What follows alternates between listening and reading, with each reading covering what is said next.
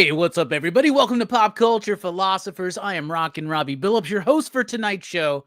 And we've got a good one tonight because we've got, I don't know, I think I would go ahead and call this dude the artist of the year. He's been blowing up at a slow, steady pace over the last couple years, and all of a sudden, exponential growth.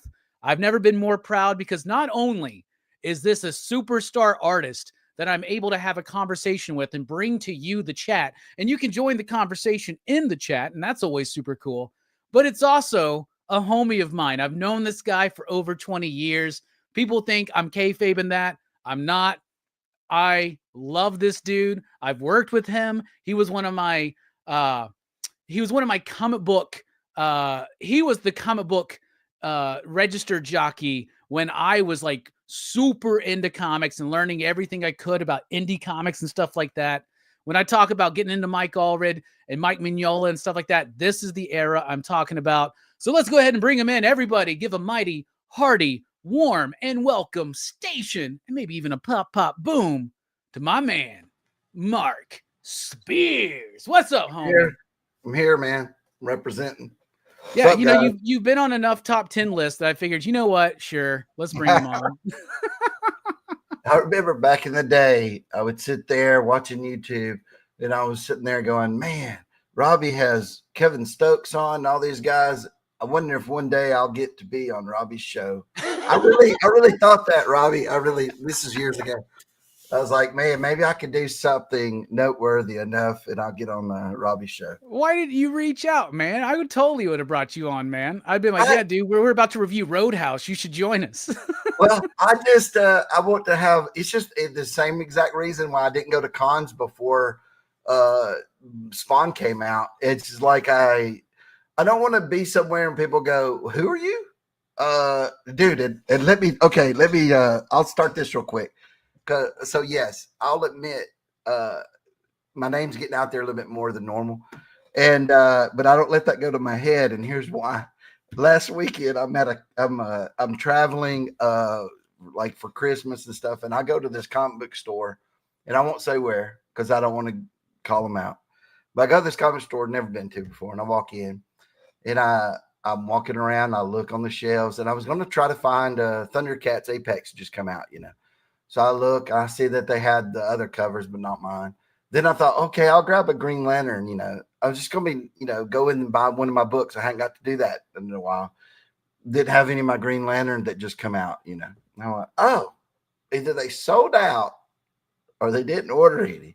So I look for everything that I can think on the shelf, their new comics rack. Nothing's there. I go, okay. Because I had in my mind I was going to buy something from them. So I go and up to the register and I say, hey, man, do you have a Thundercats Apex, the Spears cover? And he goes, the what? And I said, the Spears cover? And he goes, Spears. And he looks at the other guy and goes, Spears cover? He goes, and then he goes, no, if it ain't out there, we don't have it. I was like, okay. So then I start looking in back issues. I finally find a Spawn that I did, that I actually didn't even have because they didn't send me comps on that issue. So I go up to the register. I'm going to pay for it. And I said, hey, by the way, I said, I'm Mark Spears. And I was going to sign some stuff for you if I saw it on the shelf and stuff, but I didn't see any. Oh, yeah, we don't buy B covers and stuff like that. We only carry the A covers for the shelves and stuff. And I'm like, oh, okay. And I said, oh, have you heard of Mark Spears Monsters? I said, y'all don't have any of those? You sold it? Yeah, I don't think we didn't even get number one. I think number two just for subscribers or something like that. I was like, oh my goodness. Oh, okay. And then I said, but Thundercats Apex, did you not get that cover in? I said, that cover's doing pretty decent. Yeah, we had a choice to get that cover and the other ones. Didn't really care for that one. Meanwhile, that cover's going for like $25 on eBay right now. Oh, yes. And you know, I order a lot of your books, right? A lot of your covers. We always are stocked of Mark Spears covers, right? And when we do have a sellout, it's like really phenomenal because, we order heavy on your stuff, right? I went over there and I was like, where's Mark's cover on Thundercats? And one of my dipshit employees had hid it behind another cover. And I went, I'm pricing these bitches at $25 each right now. Yes, you can't find them anywhere. I went to another store that knew me, and they had two on the shelves, and they were selling them cover price. And I was going to get one, and I said, "Dude, do you not know this thing's going for like $40?" And he goes, "No way." And I was like, "Yeah." I said, "I'm not going to buy it." I said, "Take this off the shelf." I said, "I'll sign them for you, but don't." I said, "I don't want to buy one to cover price because, dude, you can get this $40 right now." So yeah, I think that one and then the Virgin one of it are both on the top 10 list last week, something like that. So yeah, it was that was cool. That was something that I did really quickly because they needed it done because it was coming out in December. So right when I signed And I on, bet you were like that dude at the comic shop. You were like, "Who's Apex? What the hell are you talking about?" when Nick had called me that it was Halloween morning. It was like I remember Nick had talked to me in an email right before. Nick, the president of Dynamite, had Nick Verucci, friend of the show, amazing guy.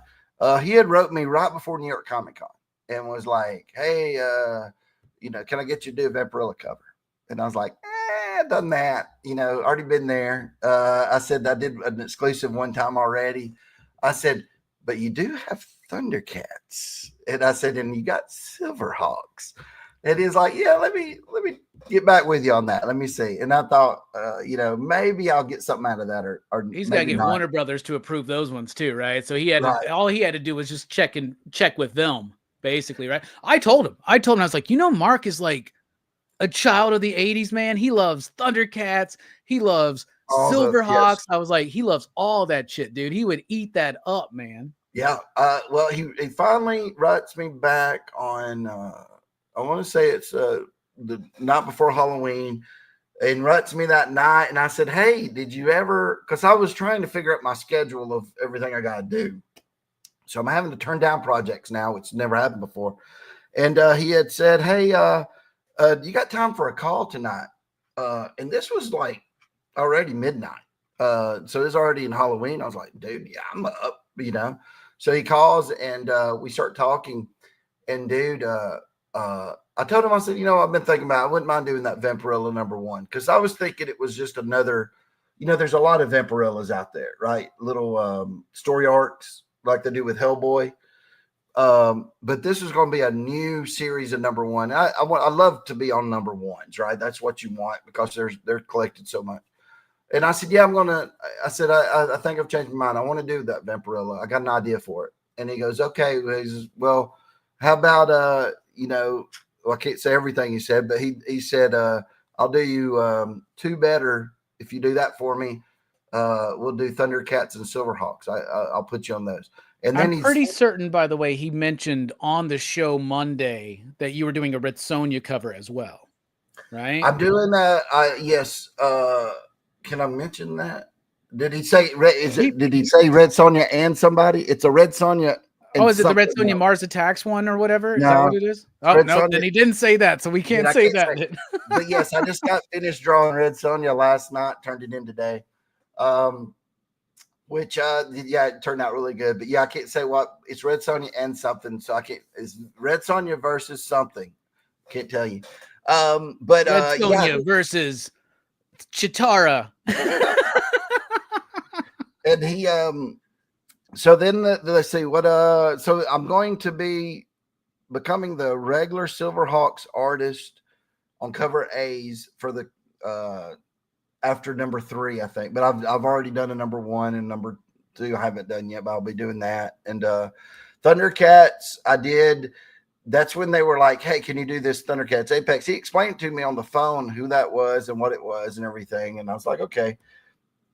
But honestly, when I did that and they showed me the references for it, I was like, dude, these other covers are great. I mean, I didn't think there was much I could add to it.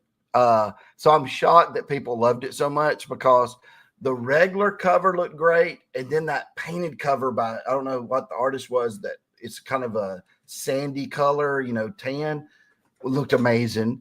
So I was sitting there thinking, man, mine's going to kind of suck compared to these two, but it blew up.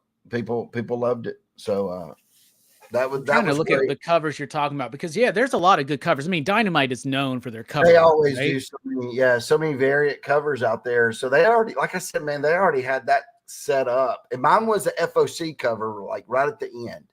So, but they, again, man, they had some killer covers on that already. And that makes it even more rare, bro, because a lot of people, there are a lot of shops out there, and, I'm part of retailer groups, right? Yep. Oh yeah, that's the cover A, the Sandy one. That's the that's the Perillo cover. Yeah, Lucio Perillo. Oh yeah, that's a dope cover, dude. Yeah, and Declan's got a good cover. Jay Lee's got a great cover on there. Yeah, there were people speculating, like the week before it came out, people were like, "Hey, Thundercats Apex, which one should you go buy? Which is the best cover?" And a lot of them said the Spears cover's neat, but they would pick another one of the covers. And I was like, "Hey, I understand. I totally get it." It was a rush job, but there was also not much I could do because you can't reveal who the character is. You can't have him in a scene doing anything other than basically walking, right? Or standing. So I didn't really know what to do on it, but I just threw a little Spears magic on there, and it paid off. The Spears magic, the color blue. Is that what you're talking about? Don't tell my secret, man. I told the story on a show last night. I had a video from Davey, but for some reason I forgot about it and I couldn't get it off my phone in time to have it for the show. But it's Davey. Davey's the kid at work that pissed you off that day when he was talking about all the blue, right? And then I was telling the story last night when you came in and you showed us your Green Lantern cover a couple months ago, and you were like, "I colored this. I hate colored this, thinking of you, you little dipshit." Don't be sitting there. And then his response was, "Well, there's still some blue on it." There's still some blue on it. Man, I don't know why there's so many blue haters out there, man. I love blue, as you can tell. So. You know what? I heard that the other day. Somebody was talking about my Lobo Superwoman cover just come out. And they went, "Too much blue." And I'm saying, you know what? That is true. It's a lot of blue on that. But her freaking costume is blue. And Lobo, the way he's represented, it's got a blue tint to his skin, right? Some people will draw it more gray. If you do it more gray, it doesn't pop as much. So I put a little blue tint.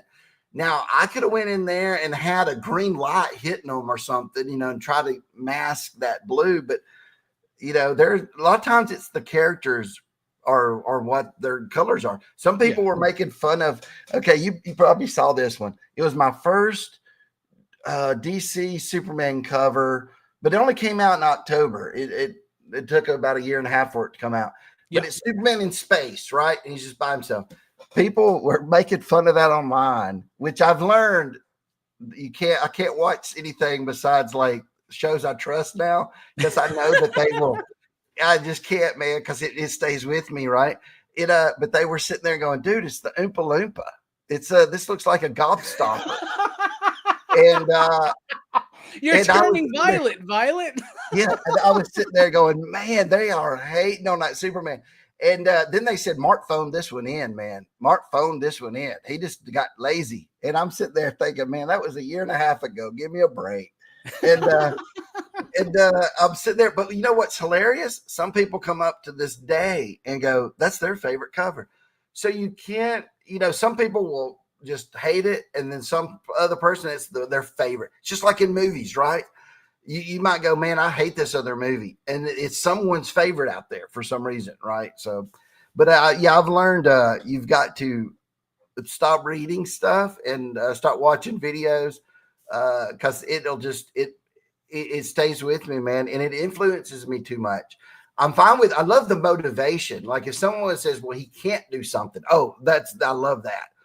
But when they sit there and talk about your stuff, it messes with your confidence. So you just can't do it. So Oh, I feel that, dude. Like I learned a long time ago. I was like, I can't take so many of my comments personally, or like, you know what I'm saying? Like you just can't. Like you are successful for a reason.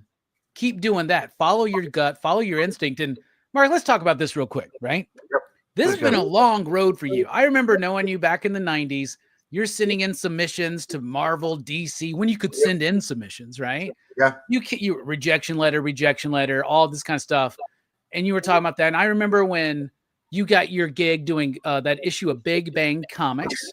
Up to right? Man. I remember that. Yeah, that was a big deal. We had a lot of them at our shop. You're right. Yep. And couldn't give those away, man. And they're going for $100 right now. Yeah, I know, man. That dude's like, there's a Big Bang Omnibus like coming out or whatever. We ordered it at the shop, so I can't wait till we finally get a hold of it. Then maybe I'll finally read your issue. But I remember that, like, because at the time our buddy Kevin was trying to break in, and he had to shut up and die and all that kind of stuff. And like, you two are like really great, solid artists. And then I remember you started doing like design work for statues, and you started doing trading card sketch covers, right? And then I remember when you started, because down here in Alabama, if you can take a moment of an Auburn and Alabama game and immortalize it in like a print, you can make some money. And you started doing that. And that was the first time I really saw this shift in your style, right? And I remember Chris, our buddy Chris Wallace, was the one who was like, have you seen what Mark's been doing? His stuff's really good. And then slowly but surely, all of a sudden you start getting some covers. You know, you get the Spawn books.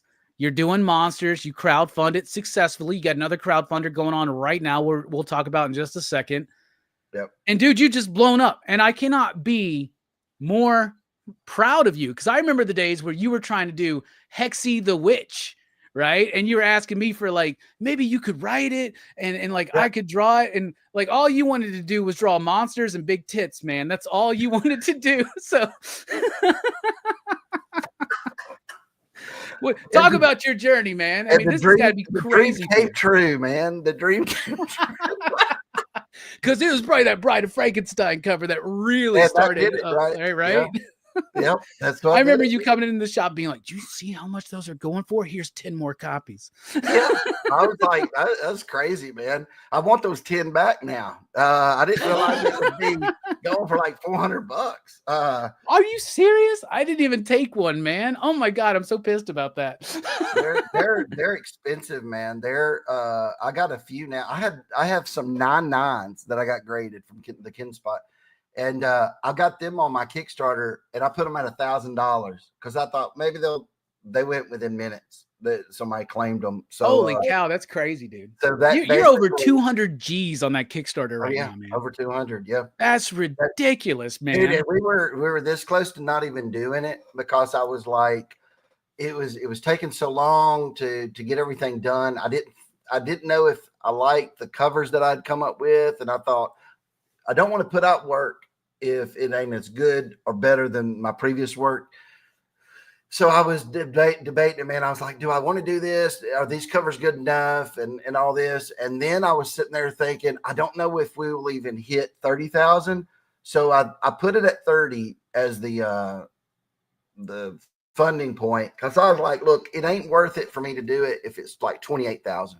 Cause time Kickstarter takes their fees, the printing fees and everything, and then me having to ship it all. And I was like, it's just not even worth messing with when I can just take it right to print and do retail.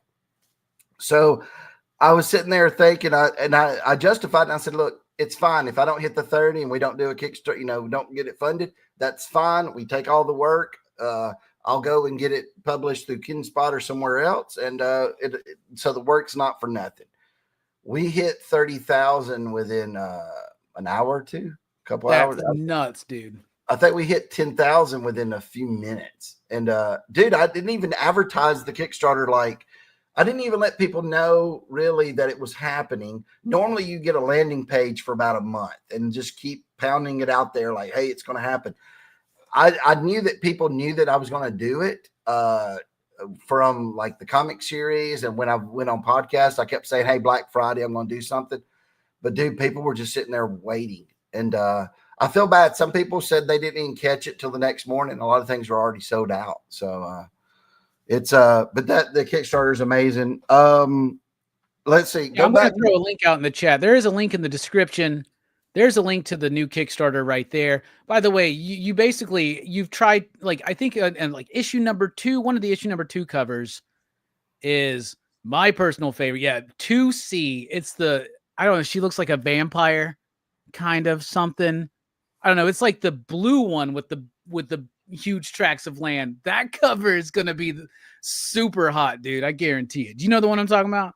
I'm gonna have to go look now. You're like, which blue one with the boobs, man? blue with the boobs sounds too familiar. Let me go see. Let's see. It's like cover number 2C is what it is. It's issue number 2, cover C. That cover is gorgeous, man. You get plenty of non-blue covers on here, by the way. Oh yeah. Oh no. I try to mix it up because that guy said that I do too much blue. Yeah, that one's really cool. Now, here's the thing. So people were asking when I did this, they said, "Hey, Mark, are these just going to be exclusive to only Kickstarter?" And it took me a little bit. I was like, dude, I hate doing that because that means I have all this. I have about 30 covers I can't ever use again. And I said, you know what? Let's do that though. Because here's the thing, that character, like the one that you just talked about, I could do another cover with her, just a little bit different pose. So it ain't like it's lost forever, but I thought that would be neat to where the only way you can ever get these covers is through that Kickstarter. So that gives you something more unique. But it hurt me because I was like, man, that's a whole series run of covers that I'm giving up. But I was like, yeah, but you can still do prints and like you said, yeah. I'm retiring the image from a cover, but now can they be collected in a comic? Sure. I might even put all those in. We might do issue number 1 of Monster and the Wolf, oversized edition, and include every cover from the Kickstarter inside. Right. I guarantee that you could do a Mark Spears Monsters cover gallery. Just a collection of just covers, and people would eat that shit up. I would. I think it would because there's so many covers out there. People would like it. I know that we're talking about doing a trade paperback of the first 4 issues and including all the covers. And they were like, hey, that's going to be huge if we have all those covers in it. Because we were thinking about adding more issues to that, like 5 issues or so. But they were like, dude, it's going to be 40 covers because I've done so many. I got Kickstarter covers. I got covers just for retail. But see, that's another thing. I think that's one thing that's helping me right now is how much amount of work's out there. But I got used to that doing those trading cards, man, where I do 150 images just for one set of cards.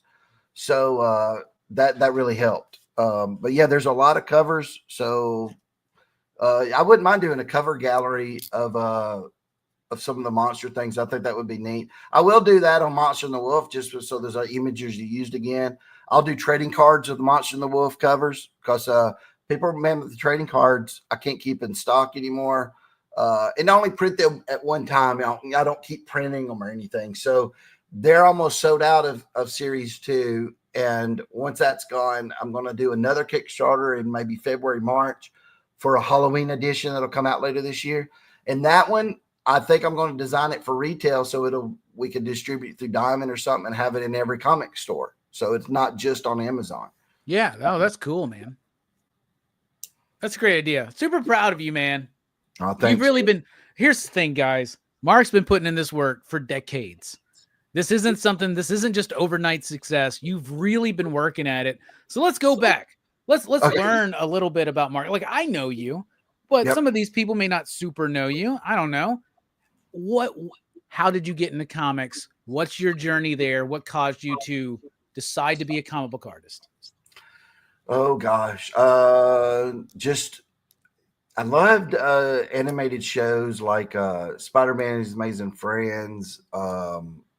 Let's see, everything from Thundercats, Transformers to He-Man to all that stuff.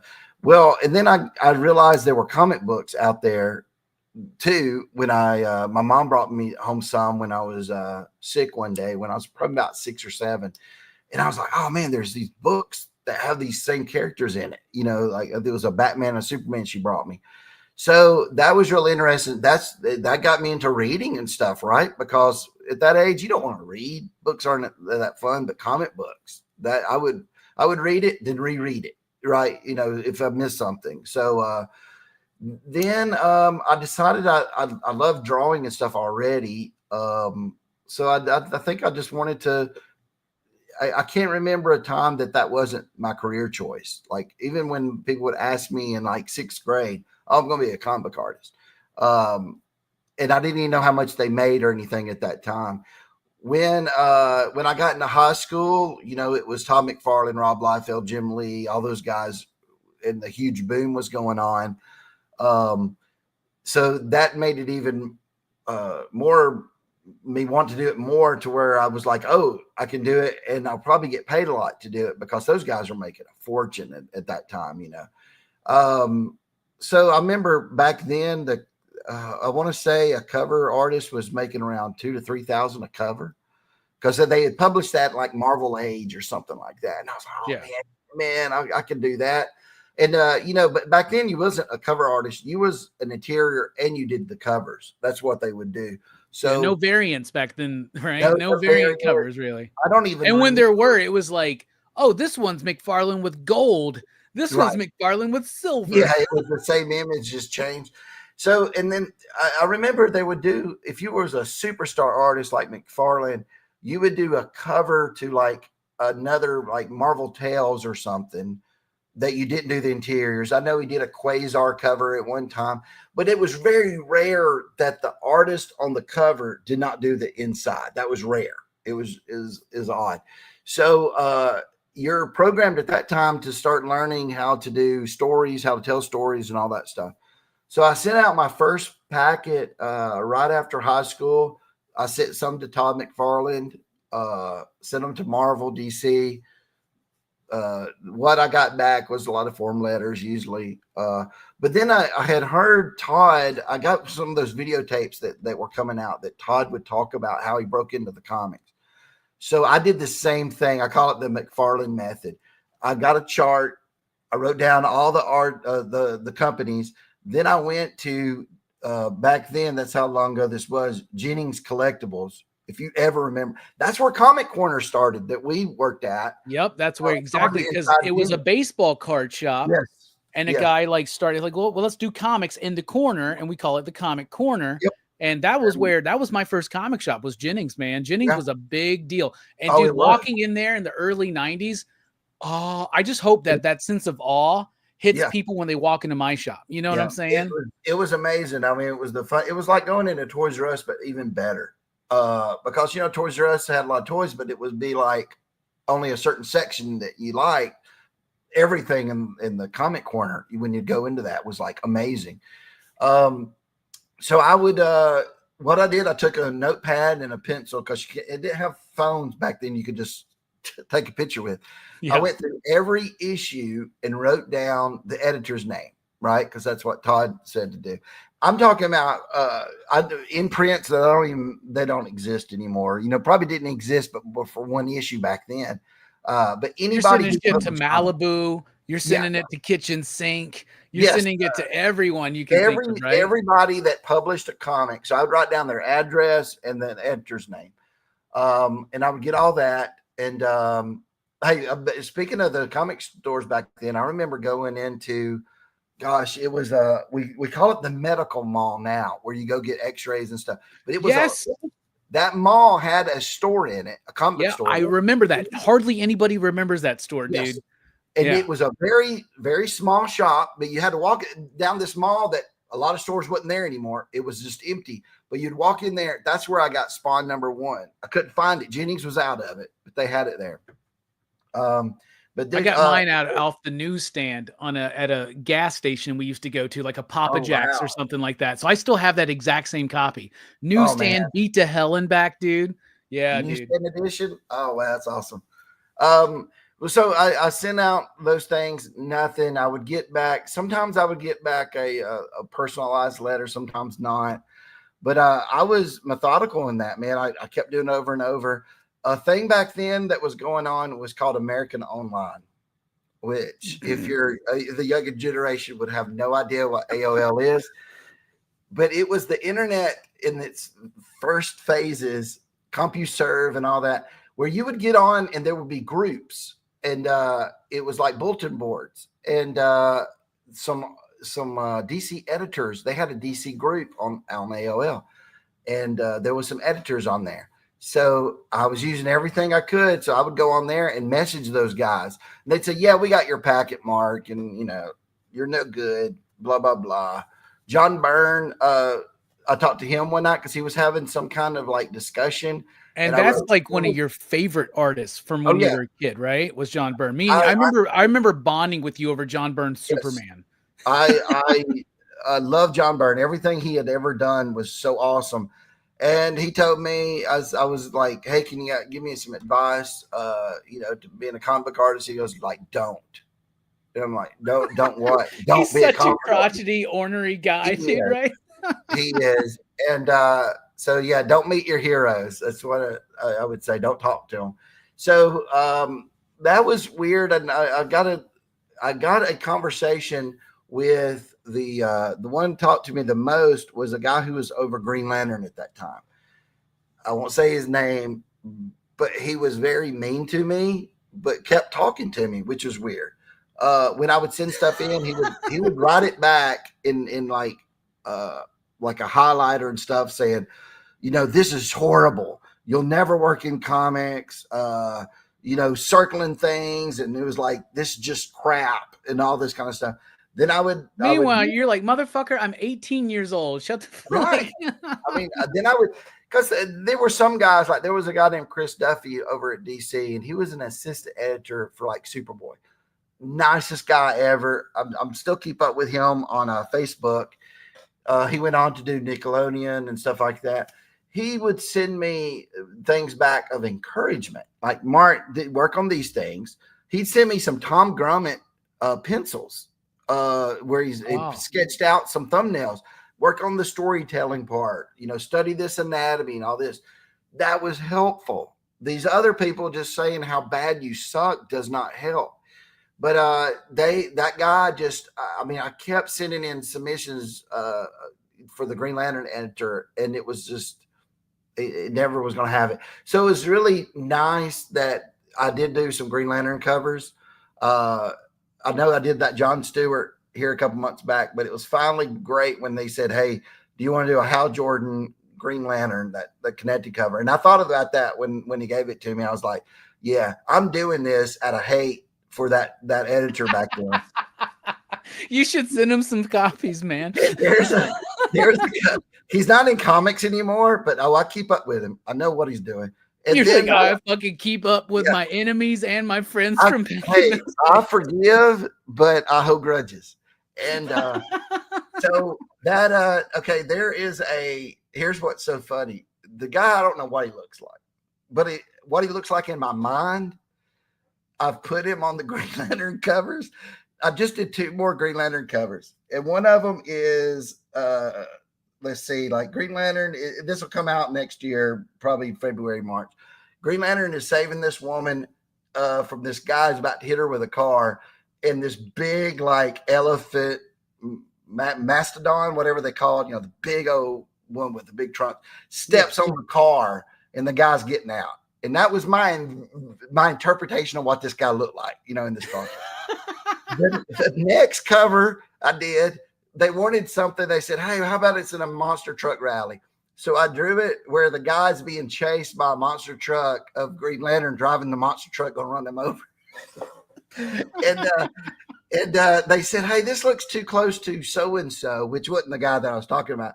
But I had to change it up a little bit. But it's supposed to be the same dude. If you look at both covers, I had to get rid of both covers. But I'll take that to my grave, man. That guy, how he treated me, and it's just so sweet justice that I'm drawing Hal Jordan now. And back then, when that was going on, the guy hated Hal Jordan. He would this editor, and got rid of Hal Jordan. You remember? Yeah, this was during the Kyle switch, right? Yeah. And was doing Kyle. And I was sitting there going, so that's just even sweeter, man, that I'm drawing Hal Jordan back in the old costume. Yeah. And you got to give him some gray temples, man, just to really make it sweet. Yes, because I love that storyline when he had the gray and he came back. But anyways, so there's that. So I kept sending things out. Nothing ever got me work. It got to be, what's weird is, you would think you would get more of a reputation with these people, but it went opposite. I remember sending out a package when I worked at the Comic Corner, and then got nothing back. I got nothing. I didn't get any kind of response at all. And I was like, this is weird. I usually get like 30 rejection letters. Now I'm gonna get nothing. and at that time, I've already said this in so many times about the Marvel call. I won't go into detail, but Marvel did call me, the submissions editor, saying that I would never work in comics, that I suck, and that I think I was 20, and he said there's 16-year-olds running rings around me and doing better.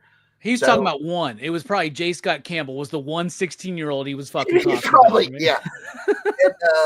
And again, that guy, he's no longer in comics, but I did look him up. when I won my You really do fucking hold some grudges, Mark.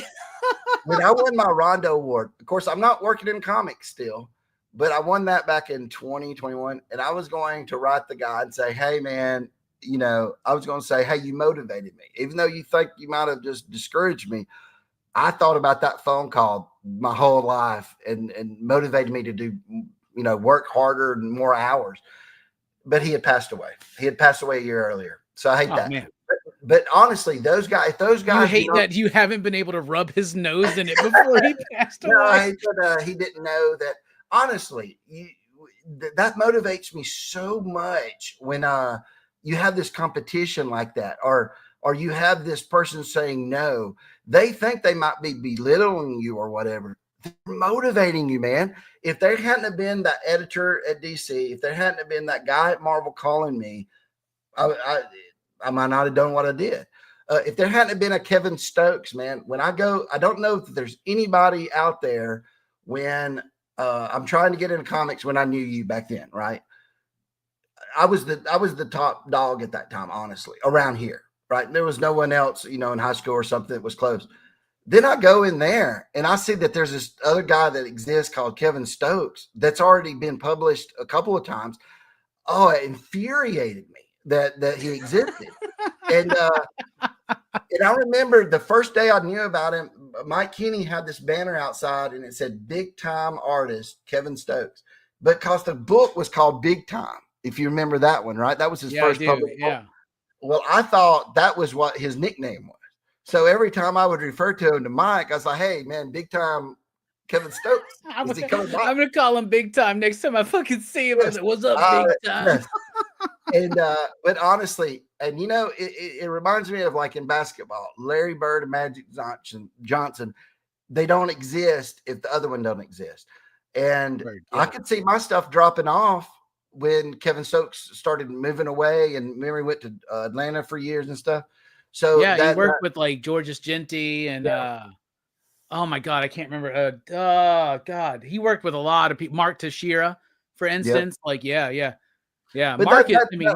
Kevin's fucking awesome. Of course, Kevin's the guy that's working with me on my comic. And I hope Mark remembers all of his friends and enemies when we ask him to do a cover for us for like $150, but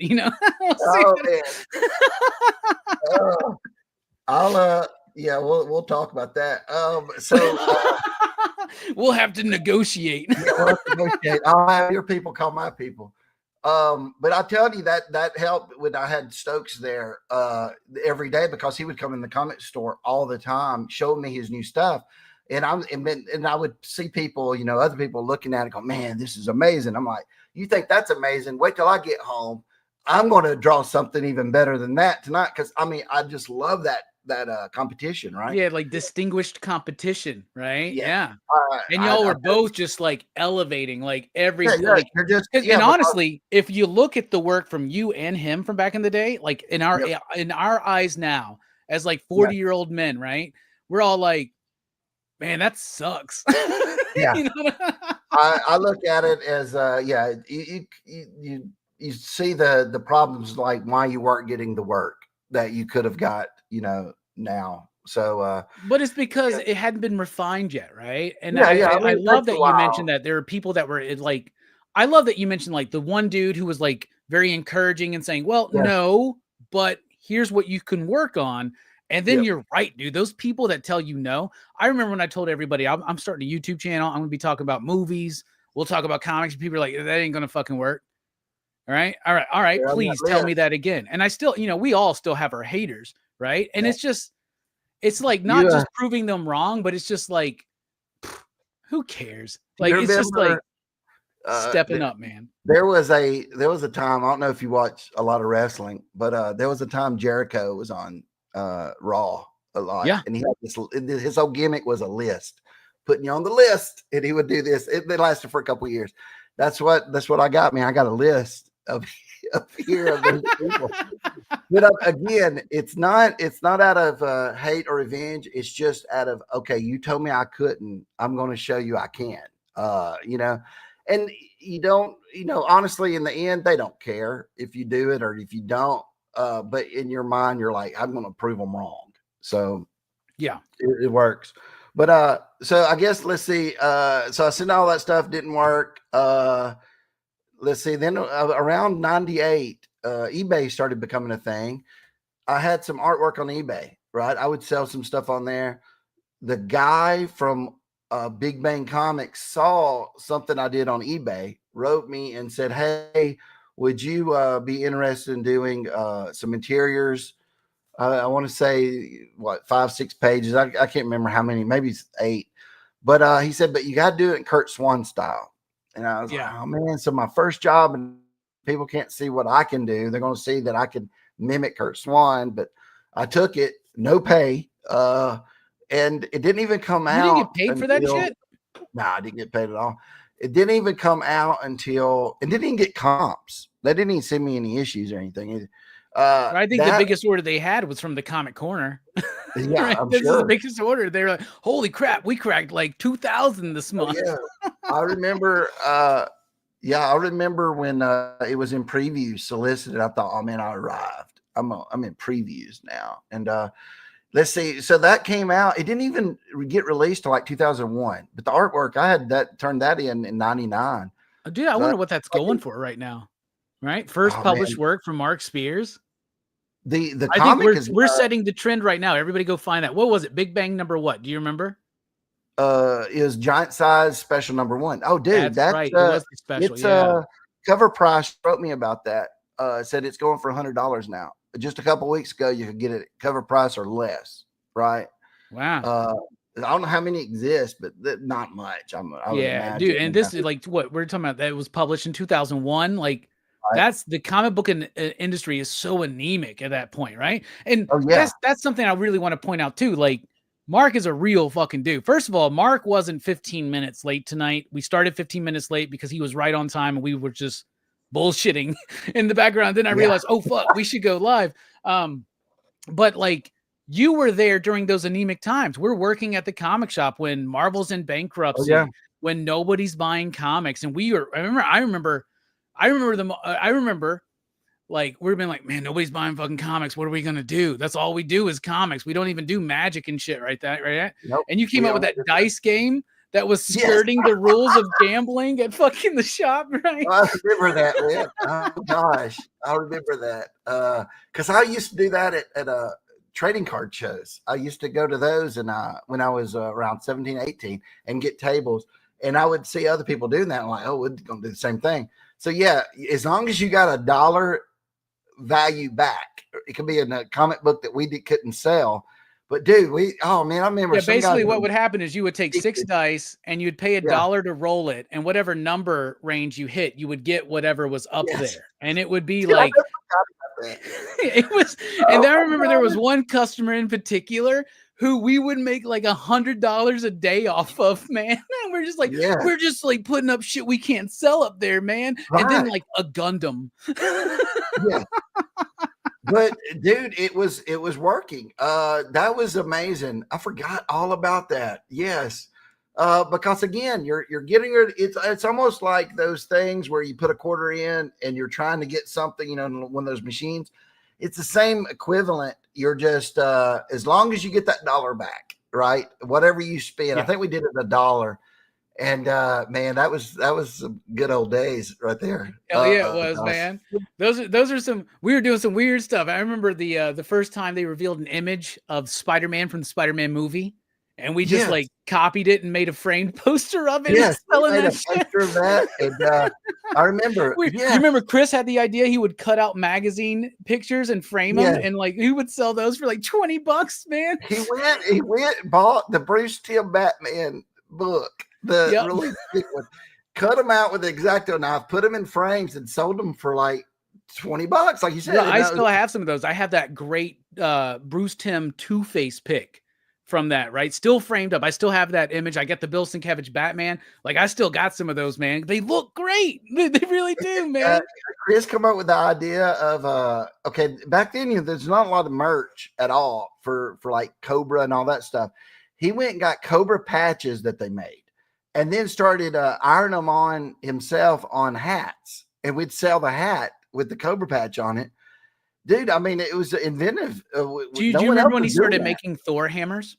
Yes. He would like cut out a block of limestone and he would make a fucking Thor hammer with like a pull cue, a leather strap, and like, dude, and they look great. And then like what, like Marvel 6 months later, Marvel starts making them. Yeah, right. Exactly. I think Marvel had to know we were doing that. And they went, hey, we're gonna cash in on that. And because it wasn't a coincidence that they started doing it too. So yeah, man, he would make those. It would take him a while. I remember him telling me his dream was to chrome a surfboard. He was like, I want to chrome a surfboard and see what we can get for that. Yeah. Man, I hadn't seen Chris in years, man. Me neither, man. He reaches out every so often. Because we all used to go out and do movie nights. Every time there was a superhero movie, be me, you, Chris, David, who's running the video store now in town and having success with that. It'd be us and Jelani. Fucking Jelani's ass would like wind up in there, and like we had so much fun doing that. And then we would always go get chicken wings and go watch the movie, man. And that was some fun times, man. We got to have I was thinking about that. We need to have like a Comic Corner reunion night, and we get together everybody who not just the work there, but you know, a lot of the customers that we knew, and just have a big night. Maybe we do it over there at the Deep and just get together, and then we'll all go out. Well, you know, a lot of those customers, a lot of our customers at the Deep are the same customers. Same ones, right? Yeah. So yeah, I hadn't got to see him in so many years. I'd love to do that and hang out and catch up because, dude, I mean, there's a bond you get where they would walk in. And you're like, let me grab your box. You already knew their number, their name, everything. You would talk to them. And you know, that was fun in a comic book store because you were bored to death. When they would walk in, you're like, yes, a person I could talk to. There was a lot of downtime in the comic shops in those days. I remember like going in there before I started working there. I just remember my grandmother would take me. I'm like 13, 14 years old. I'd go up there and dude, I would stay there. My grandmother would be waiting out in the car and I would be staying there for like 30 minutes to an hour because you, Alex, and Richard were just cutting up and just like, y'all were so fucking funny, man. Yeah. And that's what really y'all like, honestly, like, you know, I have a similar story, you know, very early age, 5 years old in the 80s. My dad was in the Navy. He would send me comic books, right? It was John Byrne's Superman. It was like Fantastic Four. It was like Amazing Spider-Man by like Tom DeFalco and Ron Frenz, right? Like that era. And I would just eat that shit up. Secret Wars 2, I thought Jerry Curl fucking Beyonder was the coolest fucking dude, man. And the Comic Corner, like that was where I really became part of the industry. Y'all were talking about the creators. Y'all were talking about the making of comics. Y'all were cutting up about it, right? Y'all made me feel like Wizard in real person, right? Yeah, and I was like, this is the world I want to exist in, right? And at the time, I'm like holy roller, trying to study to become a pastor and a preacher, right? I'm in the early stages of seminary. And I remember my pastor pulled me aside. He's like, I'm glad that you like comics, but I really feel like you really need to keep your passion here because I don't want you to become one of those guys. And I was like, what does that mean? One of those guys? I totally became one of those guys. So talking about blue tits. I don't want you to be that guy talking about blue tits on the internet in 2024. Oh man. So you are influential, Mark, into me being who I am today, man. Like, no lie, you really are. You and Alex, RIP to Alex and Richard, y'all absolutely just astonished me. I tell you that this is interesting because I was just thinking about this. We just turned in issue number 3 of Monsters to the Print. And I had planned on doing something on the letters page there about Alex because, you know, he passed away in 21. So December of 21. So it's been what, 3 years now. Yeah. Damn. So I can't believe it's been that long, man. I know. So I reached out to Richard a couple months back and I said, this is what I'm planning. but I said, I'd like you to write something because, him and Richard were just brothers. I mean, they were so close. Absolutely. Yeah. And then I got Josh Olive from Haven Comics, because that's where Alex was working when he passed away. So I got them to write stuff, and we included some pictures, some of his artwork and stuff like that. So check that out. Number 3, that'll be out into January. It's in there. But I was sitting there, and dude, I wanted to write something because I didn't want it just to be Richard and Josh. I wanted to say something, but I didn't want to go too long into it. But I'm sitting there writing something about Alex, and dude, I got tears streaming down my face because I'm sitting there thinking about those old memories, dude. And I didn't want to include them all because there are a lot of personal ones. I didn't, you put it in a comic book, people are thinking, oh man, you're doing this for attention or something. So I didn't want to do it. But I put on there something about the Alex. They would always say, oh, how lucky I was. But there was some I didn't put. But I remember there was a time when Superman went blue Superman electric suit. Yeah. That was in the store, and I remember you should do a blue Superman, by the way. That would be really good. I remember walking over there looking at that, and I told Alex, because Alex was another artist wanting to get into comics. And I said, man, if they ever ask me to do Superman and they say it's in this blue suit, I'm going to turn it down. Alex laughed and said, Mark, you will never turn that down. You know you will. But I thought about that the other day. I said, man, yeah, if they ever asked me to do blue, I would do it, and I would put something on Alex on there. But dude, I hate that because I hadn't kept up with Alex, just like, dude, I hadn't seen you in years until 23 or so when Spawn came out, right? Yeah. And you get busy with life. I hadn't seen Alex in so many years.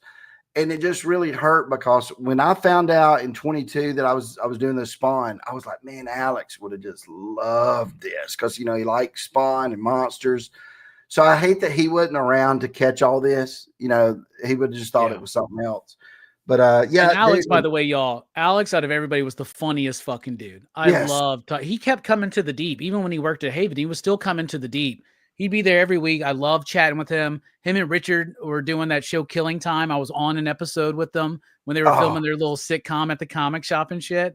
And Alex was one of the coolest dudes, man. And that's a big loss. And I hate that. I hate that too. I hate that he's not here to see where we are now, man. I know, man. He would be a part of it, man. Alex is key, man. I hate that. One memory I'll share about Alex, and I do this when people ask me about him sometimes. Okay, he was working with me at the Comic Corner, and he was going to take out the trash. We had a dumpster, about back, and I'm sitting there doing something on the register or whatever. He goes out, comes in, and comes back, and he goes, Mark. And I was like, yeah, X, what's up? And he goes, there's a naked woman in the dumpster. Yes. And I'm like, what? He goes, yeah, man. I think he said, I looked a couple times to make sure. And I'm like, is she dead? And he's, no, man, she's alive. She just in the dumpster. Your first question was she hot? I'm not going to put it on here, but he was, I think we called the police or something. I think she was like high or something. And we had a homeless issue, a homeless person's issue in that area of town, right? We definitely did. Yeah. There was always, it became a fear at the Comic Corner to take the fucking garbage out, dude. It really did. Yeah. Dude. That's probably why Alex was doing it. Man, I was too scared to go do it. But dude, again, those were great times. I remember those times the best, where it was me, Alex, and Richard working at the same time, and we were just goofing on each other. In those times that you were there with us, like when you got hired on. So I tell you, those are memories that you loved me when I got hired on, man. You made me manager within like 6 months. I don't know if you remember that. Yeah, there were. I was like, hey, I was telling Chris Wallace, I was like, this is our dude. I think we just hitch ourselves to this horse because, there's people that you knew would be coming and going. They would be there for a little while and would leave or something. But I was like, I think Robbie's it. So, and boy, was I right, because you're still doing comics 20 something years later. Yeah. Yeah, man, that was great. I remember you doing the milk thing when we moved. That's it. Yep, After the milk we moved, competition. Yep. yeah. After we We're moved, basically that's trying to. I would try to coerce as many customers as possible to drink a gallon of milk in an hour. Man, that was legendary. Did we try to get that one dude to eat 40 crystals in an hour? Do you remember that one? Yes, I remember that. That guy got sick. See, I came up with games for people to play. You came up with how to torture people. Yeah, dude, Chris has started. If you remember, Chris was the one that started having people take bets of the over and under on what he was gonna eat. That dude ate fucking 21 crystals before he harfed all over that naked dumpster in the back. Oh my gosh, man! I miss some days, man. That was just it was something else. Man, we gotta figure out how to get Chris back out, man. Last time I wrote him and he said he was doing he's doing a forklift. Yeah, so he's at Frito-Lay right now. Yeah, so his work Frito-Lay or schedule. something. Yeah. So, but dude, that was great. Okay, I got off subject. So let's see where I did the Ultimate, right? Then we're going through your journey. I forgot. Yeah, go through the journey. Yeah. All right, keep talking. I got to go grab another beer, Mark. Now, okay. Fuck, you got the reins of PCP. Think about that, man. Oh wow. Oh man, what do I want to do? So how's it going, guys? How's everybody out there? Okay, now let me tell you a good Robbie story. Let me think. I don't really have good Robbie stories.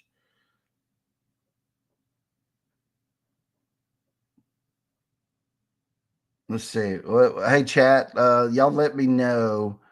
When can we get a Boba Fett cover?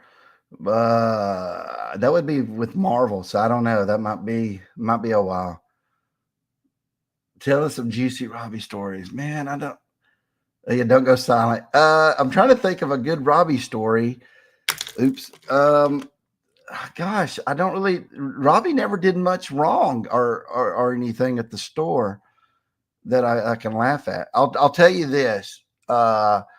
This story happened. This is an Alex story.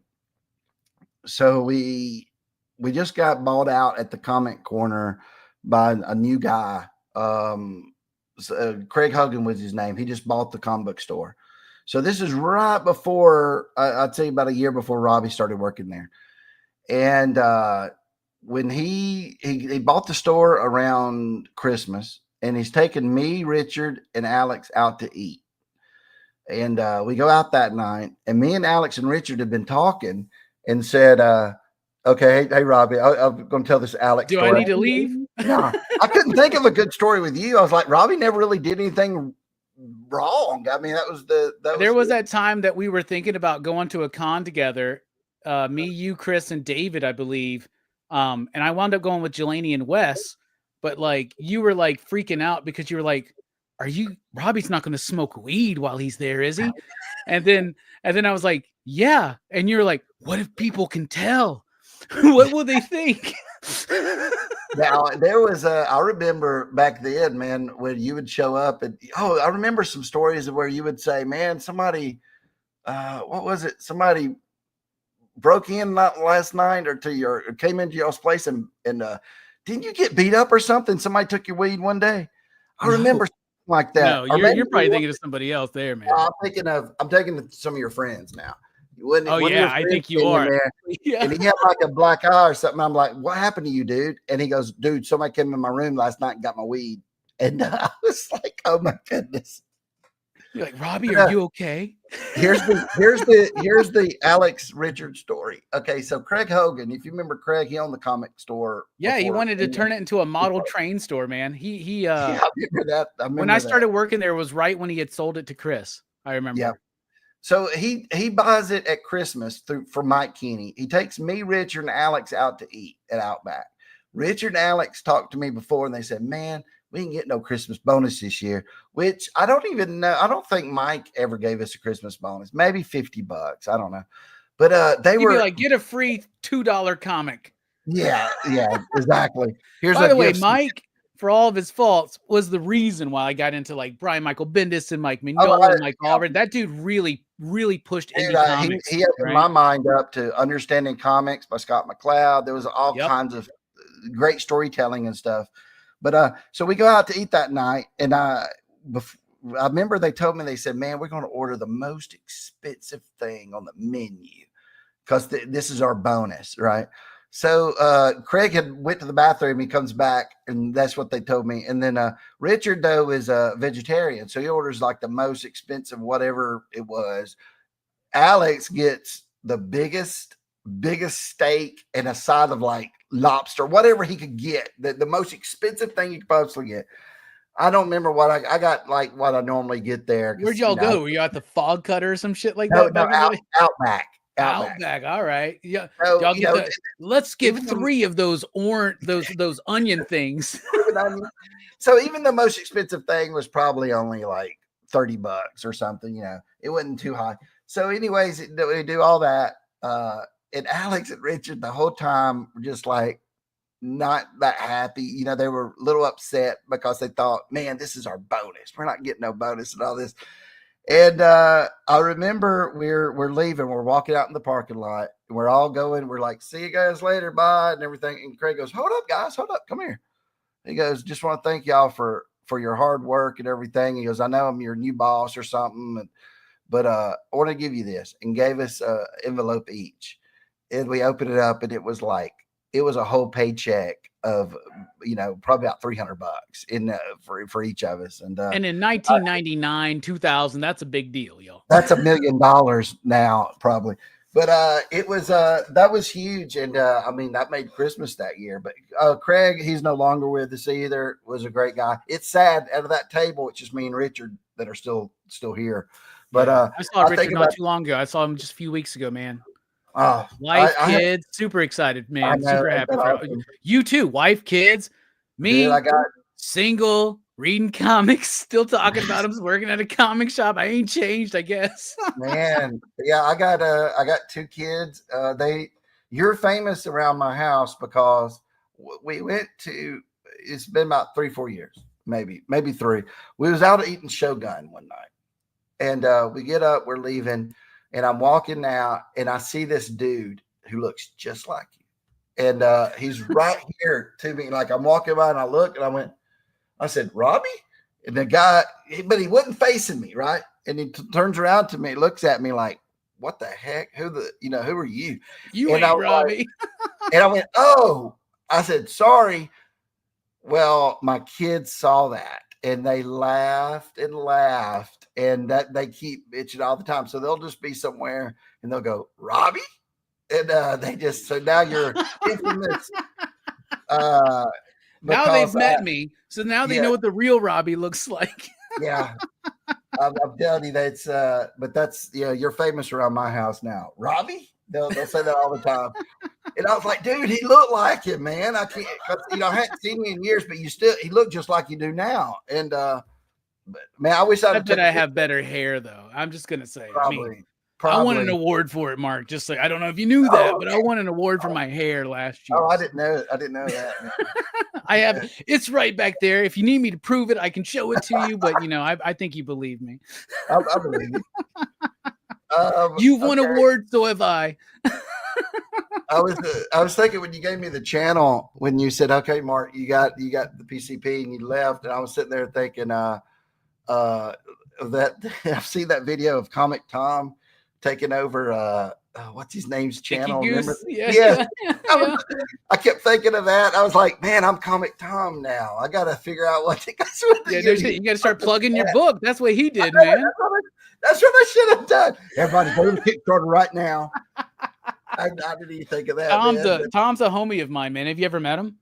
No, I haven't. I know I made the top 10 a couple of times and everything. I haven't met, all these people in the comic industry. Because again, I kind of got out of comics for years and only got back in 23 when it circled back, and I said, hey, I wouldn't mind doing a Spawn cover, and that worked out.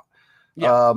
because comics and me had a bad relationship, which segues into, okay, so after Ultraman Giant Size came out, I had no work. I was thinking, oh man, I'm gonna get work now because I've got work. That's all. That was my foot in the door. Nope. That's the idea, right? You get a gig and now you're good. You're good. You're in the industry and now you're going to get offers. Marvel and DC, I would send them a copy of Ultraman. That didn't help. So then for years, let's see, I got out of, sold the comic book store in 2002 or so, or gave it off because I was like, I'm going to go and work doing artwork at home. Somebody was saying, hey, you can do graphic arts at home. They was going to hire me to do it. This is how long ago that was. They was going to give me $20,000 a year, and I jumped at it thinking that was, a lot of course, I guess for a 20-something-year-old, it was a lot of we worked at a comic shop in the year 2000, bro. That's a lot of money. That is a lot of it. It was guaranteed. So I left doing that, and then around, that only lasted for about 2 years. So around 2004, I'm back to where I'm unemployed and I'm doing artwork at home, doing eBay stuff. And at that point, Comic Corner is closed, everybody. We had officially closed, and I went to go work at the Deep at that point. And then let's see, around 2004 to 2006, I'm doing eBay stuff, commissions to get by. Teetering on, do I go and get a job like at Walmart or something and do this on the side, or can I make enough money just to do it regular? So that must have been stressful too, because service merchandise had closed down, so you couldn't go back there. Couldn't go back there. So it was going to be weird because, and minimum wage wasn't high. So I think I calculated my best bet was doing eBay because I thought I could make more doing that, but hindsight, I don't know. But anyways, around 2006, end of 2005, someone sees there's a place called Comic Art Fans on the internet that shows a lot of artwork and stuff. And the person over Corgie's, which is this place that did statues and stuff for Marvel and DC at that time, they had saw some artwork, reached out and said, hey, we have access to all these Marvel artists, but we like your stuff. It's something different about your stuff. We like it better. Can we hire you on to do it? And I was like, yeah, you can. And so then we're talking. That was great because that was I was getting, even back then, to do a statue turnaround was $3,000. I mean, that was maybe that much a month, and I could still do eBay on the side. So man, I'm in high gear at that time. Bad thing was it lasted, and I'm doing Spider-Man, Venom, all these great characters. I'm doing Batman concept art. So it's a great gig. But in 2008, they were taken over by Master Replicas, who did lightsabers and stuff, props. They bought them out, so got the license and everything. And then the statue division was shut down, so I was out of work again. At that time, DC contacted me though, because I was, getting paid by Warner Brothers to do those sketch cards you're talking about. So I did that for years, and I mean, off and on, I did those things probably up for the next 5 years. And then it was just, again, I figured that was my pinnacle. I just couldn't get higher than that. So I started developing, because of the statues, I learned to color digitally because that's what they wanted. They didn't want markers or paints. They wanted me to, they said, render it.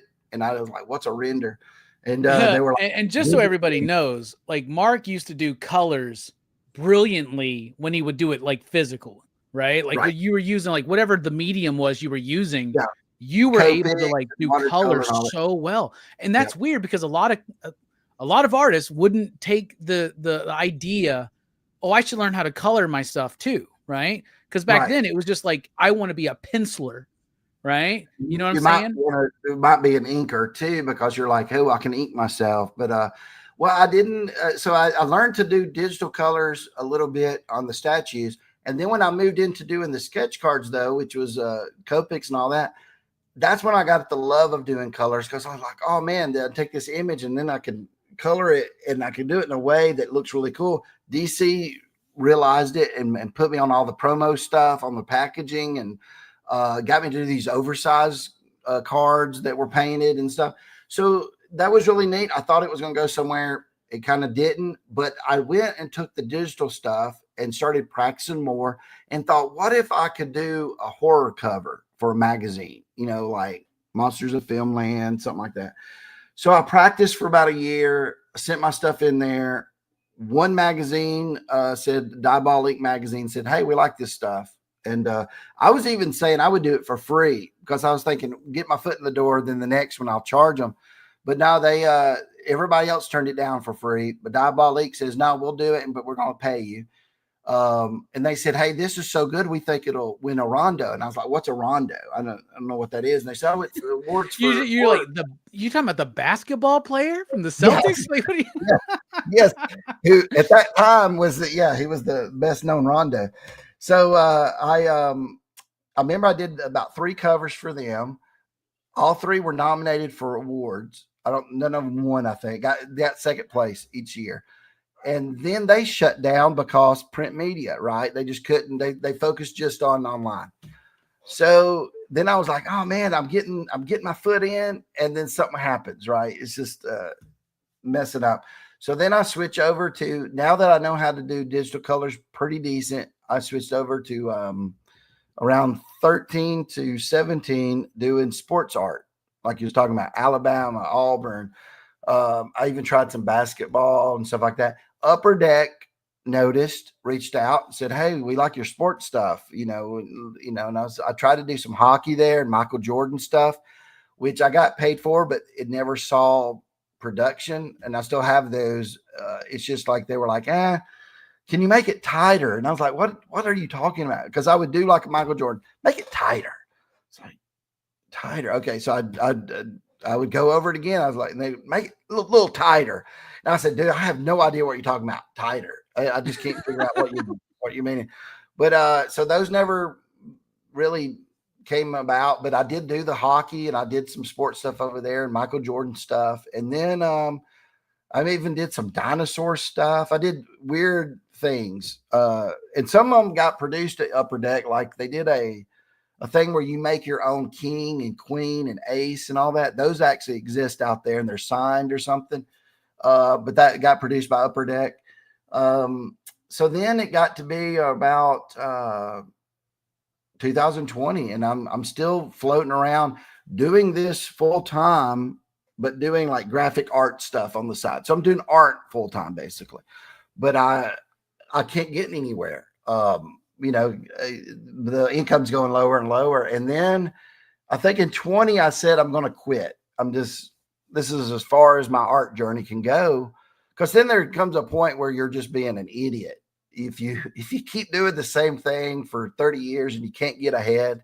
Yeah. And you got a family.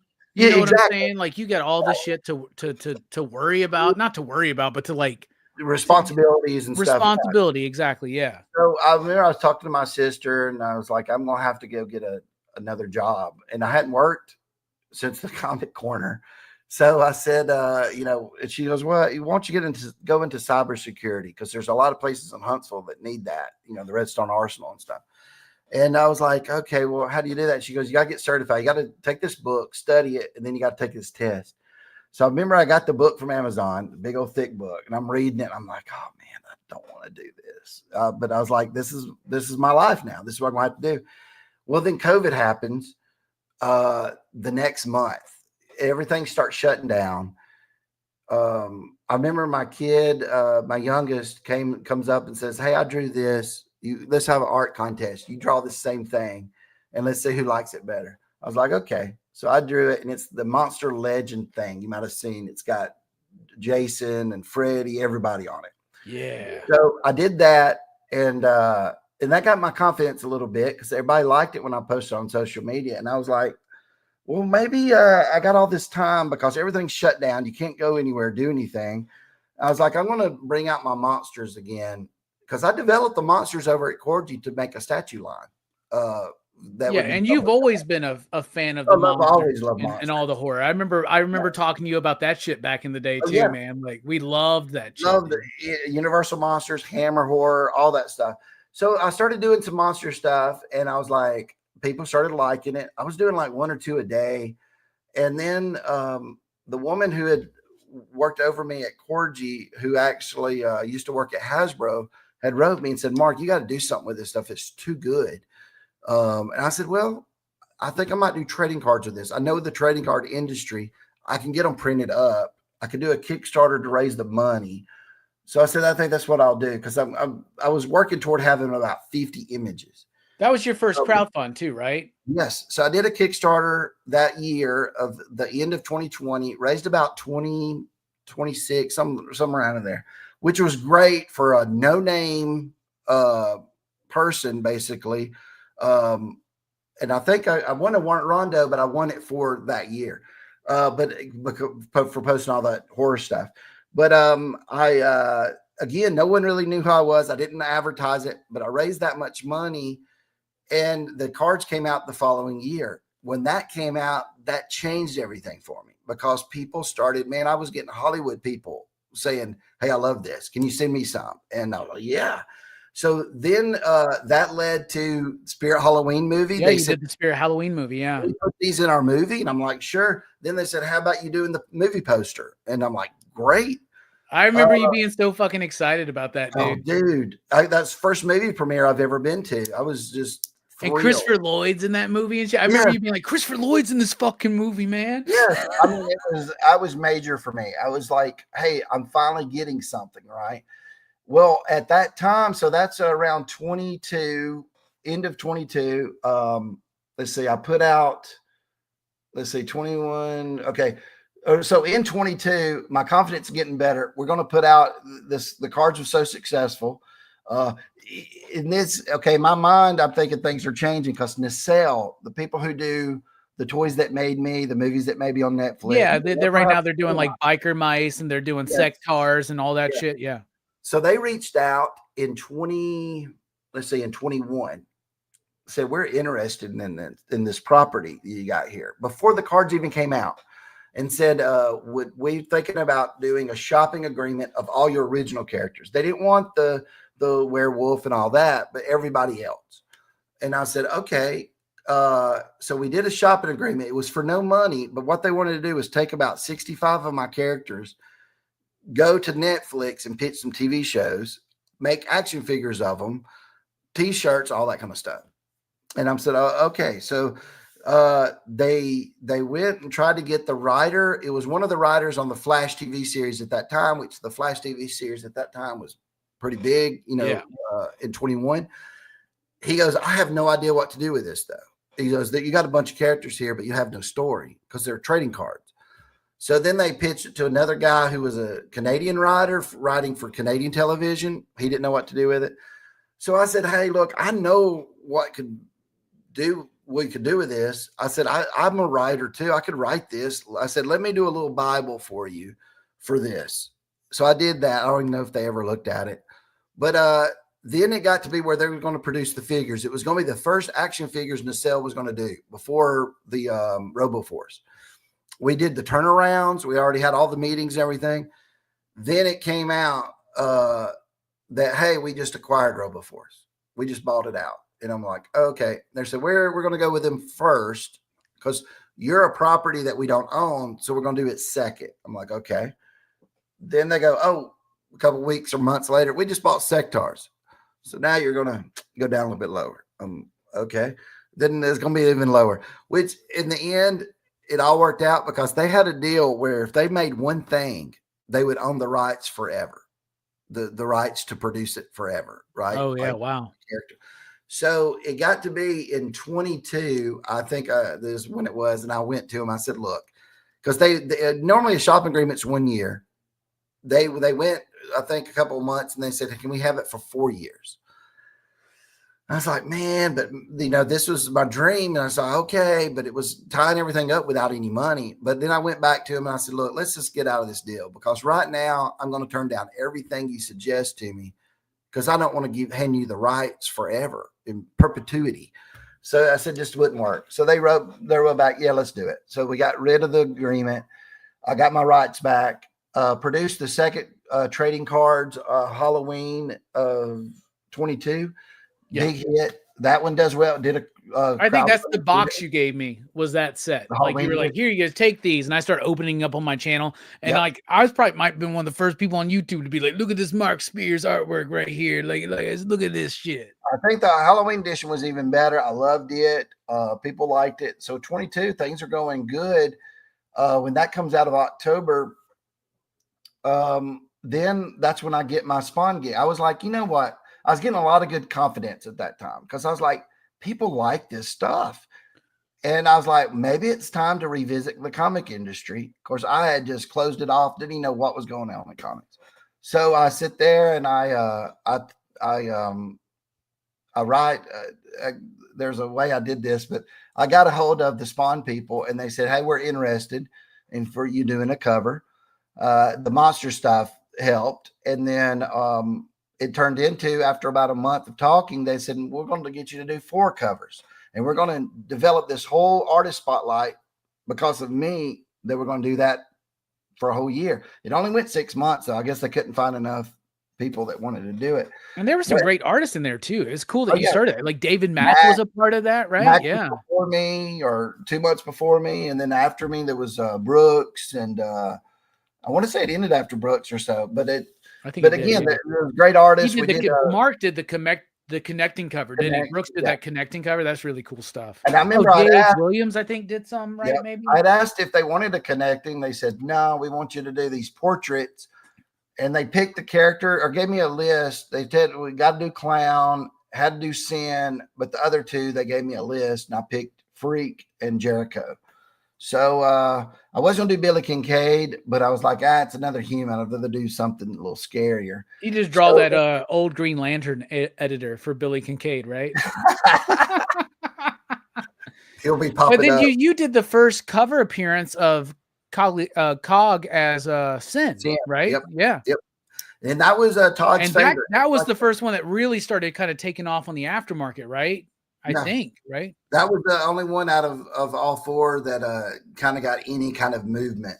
Dude, that Gunslinger cover though was beautiful. That's my favorite. That was my favorite of those 4 covers. Was that Gunslinger? That was my favorite to do. I think the Gunslinger one with the clown. There's a lot of blue on that one. I really liked that. A lot of blue, and those were neat. It was nerve-wracking because I didn't, one, working with Todd McFarlane was so nerve-wracking, and then they tell me before I start working on them that I can't have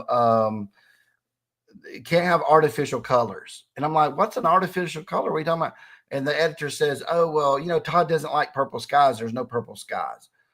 And I'm like, what? And so I was so nervous. I'm like, okay, I'm known for colors, and you're telling me don't do colors like that. So I was really Todd's never been during tornado season down here in Alabama because there's purple skies. Yeah. So I don't know. The first cover I did was the Clown. They didn't tell me what they would be on. They just said the characters.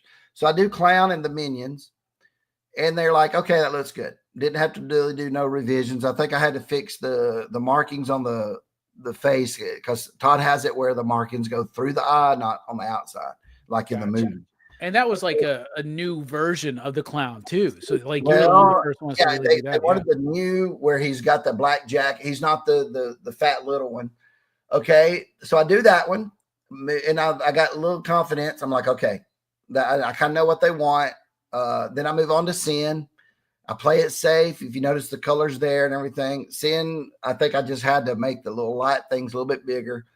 Then I'm moving on to I think Freak, and I'm starting Freak, and then they write me and say, hey, Todd just had a talk with Greg Capullo, who they're doing the Spawn Batman with, and Greg didn't like the designs for the little minions of Todd's guys because they were basically just little versions of the old Clown, right? The old little fat one. Yeah, the John Leguizamo Clown. Yes. And so I need to show you that cover one day. It still exists. But they said, we need you to redo the cover. And I'm like, okay, well, that's fine. And you're like, shit, I just got a note from Greg Capullo. Get the fuck out of here. Well, I know. Then they say, I said, okay, well, give me the references. They send me one sketch of Greg Capullo's pencil sketch. I think there's like 6 lines on this sketch of what super loose, right? Yes, of what the minions will look like. You should have sent him a note back saying, tighten it up. Yes, I should have. He gives me this little sketch, and it's like I see little eyes, wisp of hair, and like some kind of gnarly teeth. That's it. And I'm like, I remember going to my kids, and I said, look at this image. How do I make that into a painted thing? I said, there's no way. I can't figure out how to do this. I spent about a week trying to figure out how do I do this. And what I came up with worked out, because actually, I don't know if me and Greg was thinking the same thing, or if Greg saw what I did and used on his, but it actually, they look like they exist. They're both the same thing. Yeah. And it worked out, and it a lot better cover, I think, than the original. I'd have to show you sometime. But so I did that one. Then I went back. I remember I was doing that one though. The cat wasn't in the first one. So I'm trying to do it, and I'm like, they tell me, make this cover to where if you show it to your girlfriend is like, get that away from me. And I'm like, how do I do that? So I said, oh, okay, I'll put a cat in there. Like, you don't know if they're about to kill this cat, what they're about to do to this cat. And then I put an action figure when I'm holding like a gunslinger, spawn and all that. My wife sees it and says, did they tell you to put the cat in there? And I said, no. She said, well, what if they tell you got to redo the whole thing? And I'm like, look, we're taking a gamble right here. If Todd is who he says he is, that cool overrules everything, right? If it looks cool, do it. We'll see here. Because I said, I'm not going to mention the cat, why I did the cat or anything. I'm going to turn it in and we'll see what they say. Next day, love it. That's all they said. So I was like, okay, now I know as long as it looks cool, I'm okay. Well, I make the freak. If you look at that one, I got a knife right there and he's got his tongue out on it. And then when I did Jericho, I even put a purple background. I said, it's going to go through. And it did. No revisions whatsoever on Jericho. So it was a nervous thing. I didn't know what they wanted and how to do it. And again, this is my first comic book covers ever. So that worked out. And man, I was thrilled. Again, I'm thinking this is going to lead to great things. And I remember I was even talking to Todd. We were doing a video thing like this, but not aired. This was just me and him talking. And I said, Todd, man, I'm not getting any other work though. I said, you think? And he goes, man, just wait, Mark. There's the Todd effect. And I said, what's the Todd effect? He goes, you heard of the Oprah effect? He goes, people get on Oprah, blow up after that. I'll get the Todd effect. And I said, okay, I'm waiting on it.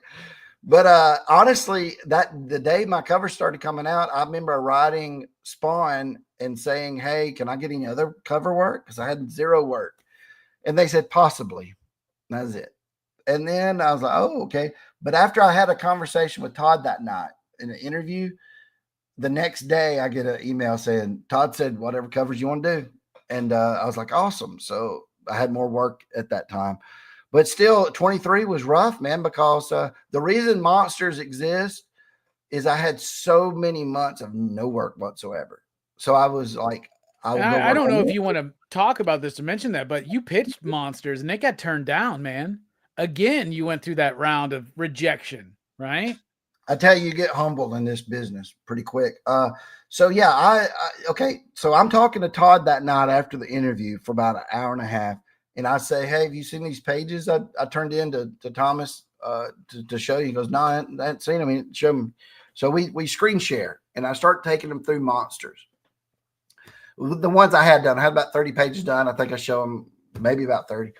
And he's like, Mark, honestly, when you said you want to show me your pages, I thought they would look a certain way. And he said, these are a lot different than I thought they would look. He said, I like your colors and everything, but he goes, they're more, they're not as stagnant as I thought they'd be. He said, when you do paint stuff, which you've mentioned this on your show before, like Alex Ross, which Alex Ross is great, but when you do an image like a photograph, it's sometimes when you try to paint the reference of the photograph, it feels very static. Yeah, static, right. Well, I don't use real people. I use 3D models, so I can make it more in your face, right there and all that, and use really cool angles and stuff. So Todd was like, I really like that. He goes, I said, well, what about my storytelling? And he goes, man, I think storytelling is great. No problems whatsoever. And I was like, oh man. So when I got that confidence, I was like, I think I can do this now. Well, I talked to them and they say, send this to Eric Stevenson over at Image. And I'm sitting there thinking, well, I got this now. The president of Image just said this to email the guy who's over the publishing at Image. And I was like, Monsters is going to be a thing. I sent it over there. Don't get anything back. I waited about 3-4 weeks. I sent another thing over there and said, hey, I know that was my first pitch. I'm going to try to sum it up better. And I said, here's what it's about. Here's the pages. And I sent them about 50 pages the second time. Finally, I get a thing back. Oh, wait, still get nothing back. Wait about another month, and I send that pitch. And I had another pitch called Graveyard Shift that I was sending because I'd already come up with something else at that time that I was wanting to work on. And I sent that over there. I did finally get an email back, and it said, we already have a book called Graveyard Shift. You need to, that's already been published by Image. Here it is. You need to look into that.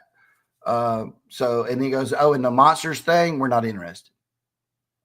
And I'm like, I'm shocked because it's like, you don't. I wonder if Eric knew that Skybound was making that deal with Universal Monsters. I wonder, like now that I'm piecing it together, I wonder because you know how far ahead this stuff gets planned, right? So yeah, I bet he knew.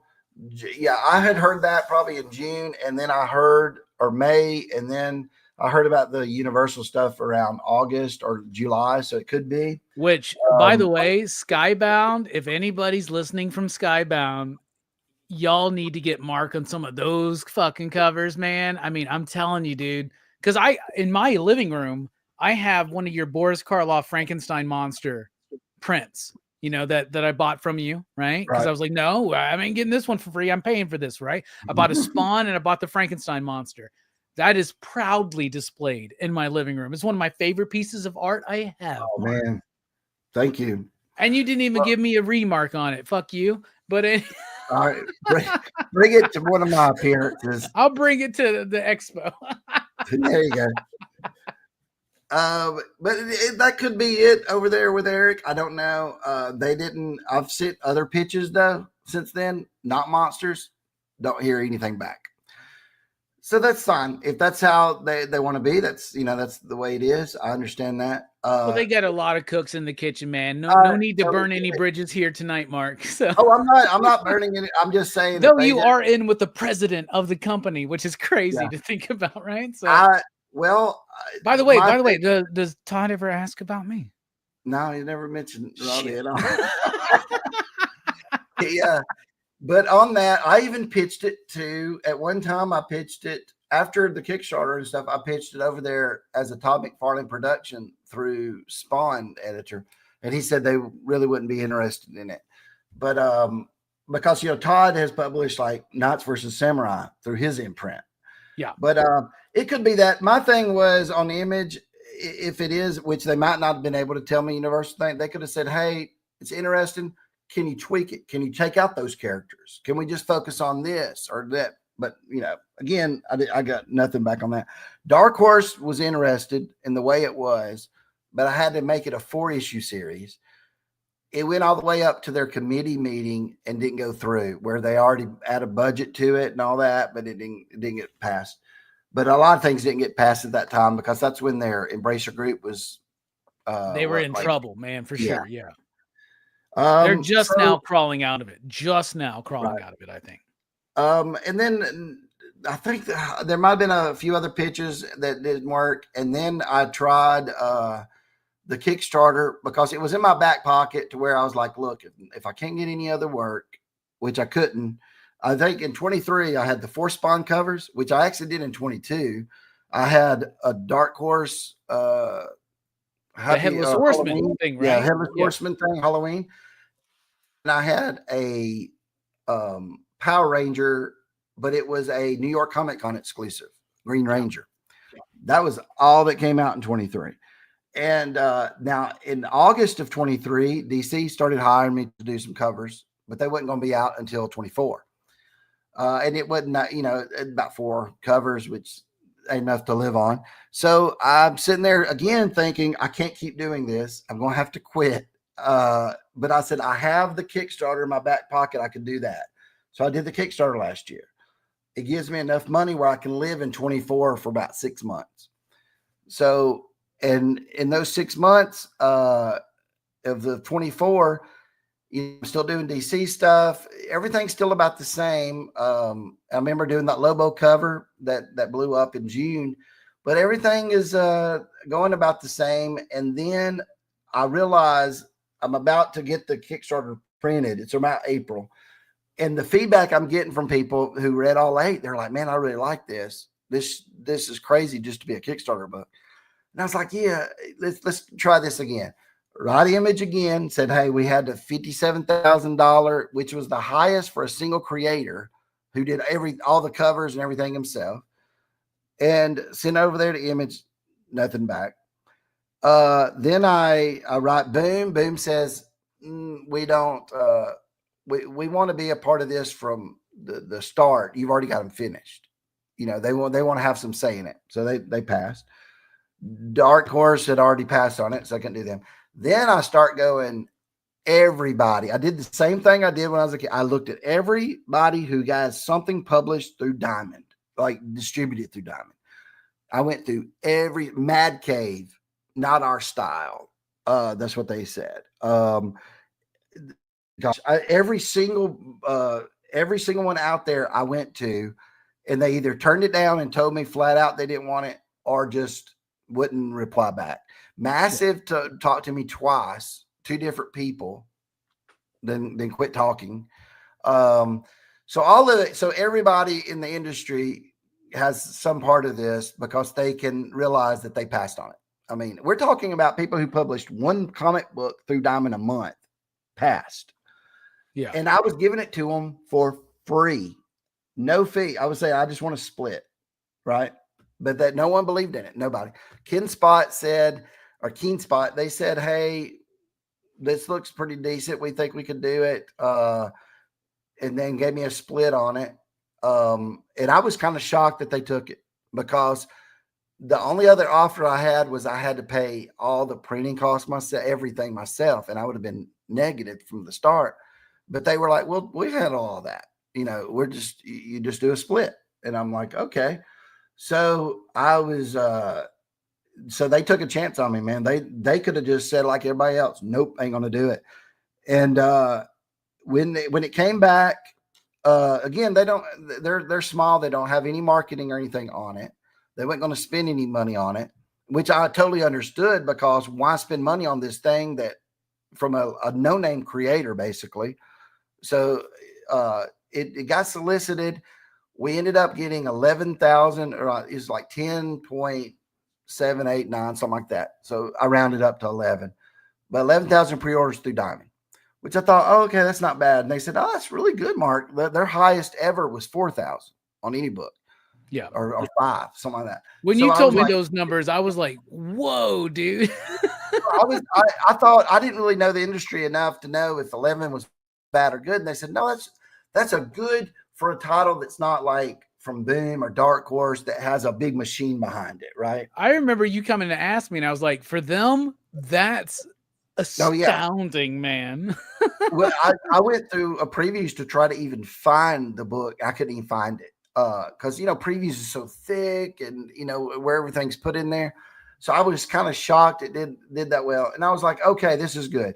If we could get 11,000 people to enjoy it and they like it, but I did know that number 2 would be lower, right? That's the way it is. Because they order number 1. It's usually half, right? Usually a 50% drop. 40 if it's a huge book, right? So even the then biggest books have that oh level yeah, of a every drop. Saga, Walking Dead, Invincible. I mean, Fucking Something's Killing X-Men the #1 Children. by Jim Lee had a X-Men, drop like that. absolute Batman, because they order heavy on one because they know there's going to be people who go, I want 2 or 3 issues of it. Yep. So it comes out a week early, right? We didn't know that either. It ships September 18th instead of the 25th. And I'm worried. I'm like, man, people gonna make fun of it. They gonna like it or something. Turns out people thought it was pretty good. You know, they're like, hey, it's all right. So I don't know how well it is. So I'm writing people that night, Wednesday night. I'm writing like Golden Apple. I'm writing Midtown. I'm writing a couple other comic stores, and I'm asking them, how's it selling for you? Because if there's something I can do to help you, because I felt bad, honestly. I didn't want this thing to sit there till October, right? But I knew that, hey, the reason we designed it to come out at the end of September was to give it a whole month worth of sales before Halloween, right? Yeah. That's what the whole concept was, is Mark, we think we could get this sold by Halloween. Well, Golden Apple that night said we only have 2 covers left. Two of the 5 different covers. Wow, that's pretty good. The other one started writing me, said, Mark, we have none left. We sold them out immediately. And then Midtown had some up until Monday of the next week. They were sold out. And, you know, they're the biggest comic book store.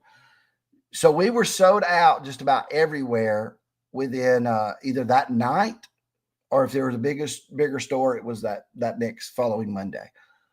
Shocked everybody, because that's 11,000 copies sold out that quickly. Yeah. Then the hype machine goes, like everybody on YouTube and on social media is like, well, it's sold out because it's Halloween time. It's because of that. It's these covers and all that. And honestly, the bride cover wasn't even talked about at that time. They said the best selling one, when I would talk to like Golden Apple and stuff, they said it was the Infinity Gauntlet homage. Yeah. That was selling the best for them. So, because I remember you had some damaged brides and stuff, and I brought that because I didn't think nothing of it. I didn't think that almost didn't even become a cover because I didn't know if it would sell well. Yeah. You're like, here you go. And then my copy that you're like, take one for yourself. One of my employees, Trevor, asked for one. I was like, here, you can take this, but I'm gonna charge you $15 for it. That's the best $15 he ever spent. So again, that came out, it did well. Then they said, hey, we're gonna do a second printing. I'm like, wow, second printing. And I said, okay, I got an idea for a cover on that. We did a trick or treat cover and a Halloween. I got to bring this to you when I see you. Got you one of those. You got to come soon. My buddy John bought your metal cover for issue #1, but I can't ship it to him until you sign it. So I told him I could sign it. I'll drop by. Yeah. So that it started doing well. We noticed something. Okay, I showed up at the Deep about when I was supposed to, a week later when it's supposed to come out, right? Yeah. And I was like, we're already almost out, man. And right. We ordered more than probably most shops for sure, right? Because we knew it was you. Right. The crowd was about normal. I don't know. It was also game day. That might have affected it. But I didn't really notice anything different. I had another appearance. It was October 5th, and it was in Knoxville. And I go up there, and that's when it first hit me, something's up. The line, I was supposed to be there for 2 hours. I was there for 3 in signing, a line the whole entire time. We couldn't get the line. That's fucking awesome, man. And then, so I was like, okay, that's never happened. That's weird. So then that's when I thought the book's maybe there's got some legs on it. Maybe something's happening here. Then number 2 is about to get the FOC on it. And I'm thinking, because the second printing was only 3,700 copies. It's about, that's still good. But I was like, okay, that pushes you up to 15K though for a Keen Stuff. That's pretty fucking dope, man. So then number 2 is getting solicited, and I'm sitting there going, oh, please let us hit in the 40%, not 50% of decline, right? That's what we're hoping. Keen Spot writes me and says, Mark, we just got the purchase order in. It's 14,000. And I'm like, what? He goes, it's never happened before. Never since Teenage Mutant Ninja Turtles, which the first issue was 3,000. 10 months later, they come out with a number 2 and it's 16,000, right? But that's 10 months later, and that's in the early 80s. It's, it's hard to compare in the midst of that black and white explosion, right? Right. And it's turtles. Exactly. It's turtles. It's right? turtles. It's just a different kind of beast. And I'm sitting there. Well, I can't wait till you get to chat with Kevin about that, man. Be like, hey, bro, guess what I did? Decide something for me about it. But so we're sitting there talking about it, and there's a 29% increase. And I'm sitting there thinking, okay, well, who else has done that? And they're like, no one's done that. I'm like, well, but no one, like, you mean independents and stuff. So we're the highest. No, Mark. No one's done it. DC doesn't do it. Marvel's never done it. And I'm like, what?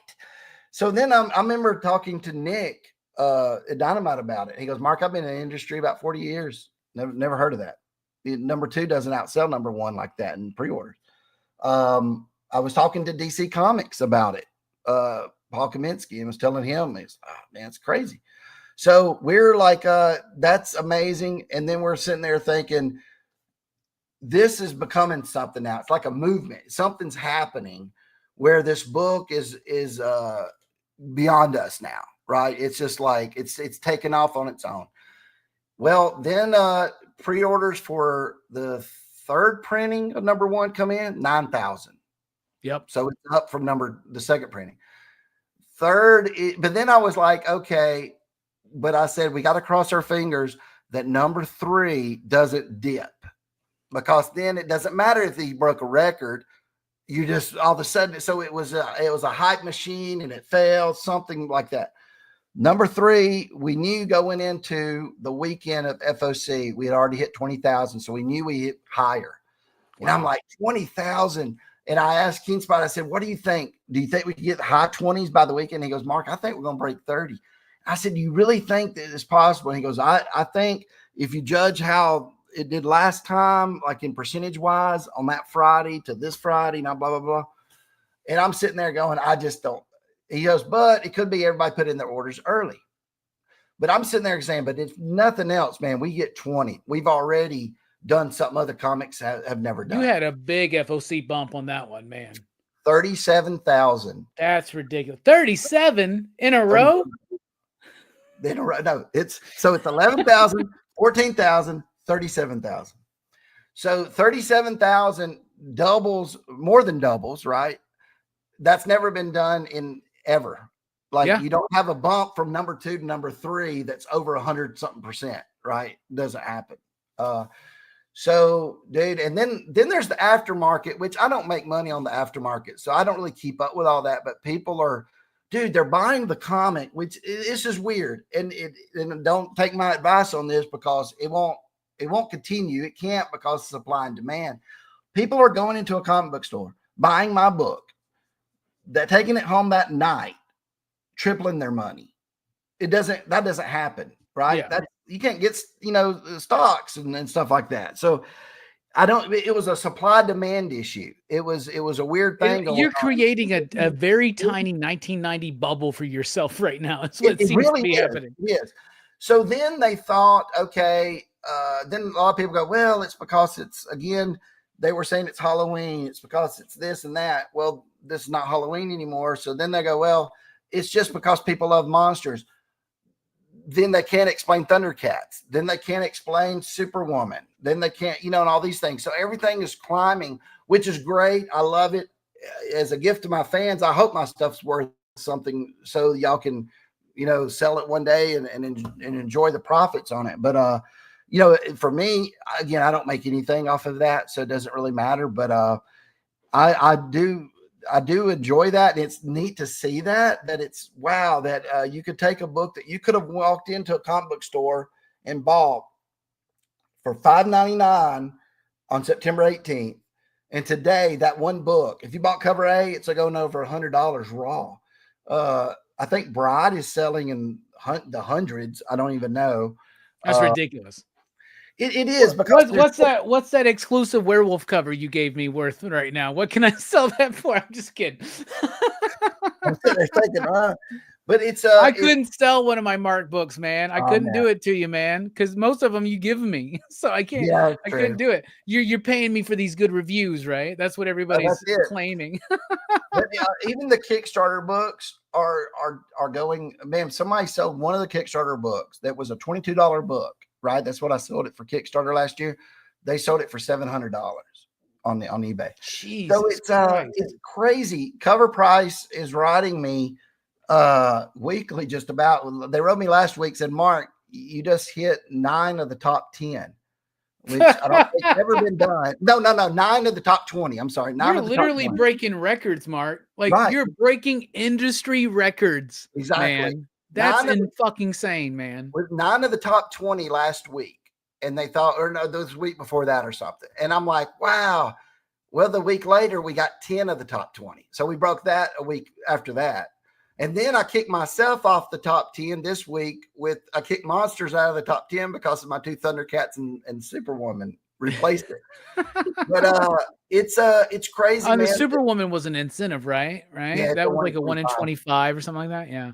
So it's really weird because nothing on Kickstarter has ever done that too, where you can actually buy something on Kickstarter a year later, it's worth buy it for 22 and sell it for 700. When does that ever happen? So yeah, it's changing comics. They said it's changing things in the Kickstarter industry. It's changing things to where comic companies are like, wait a second, a no name, that no one's ever heard of, a Ken Spot book can actually do all this. How does that happen?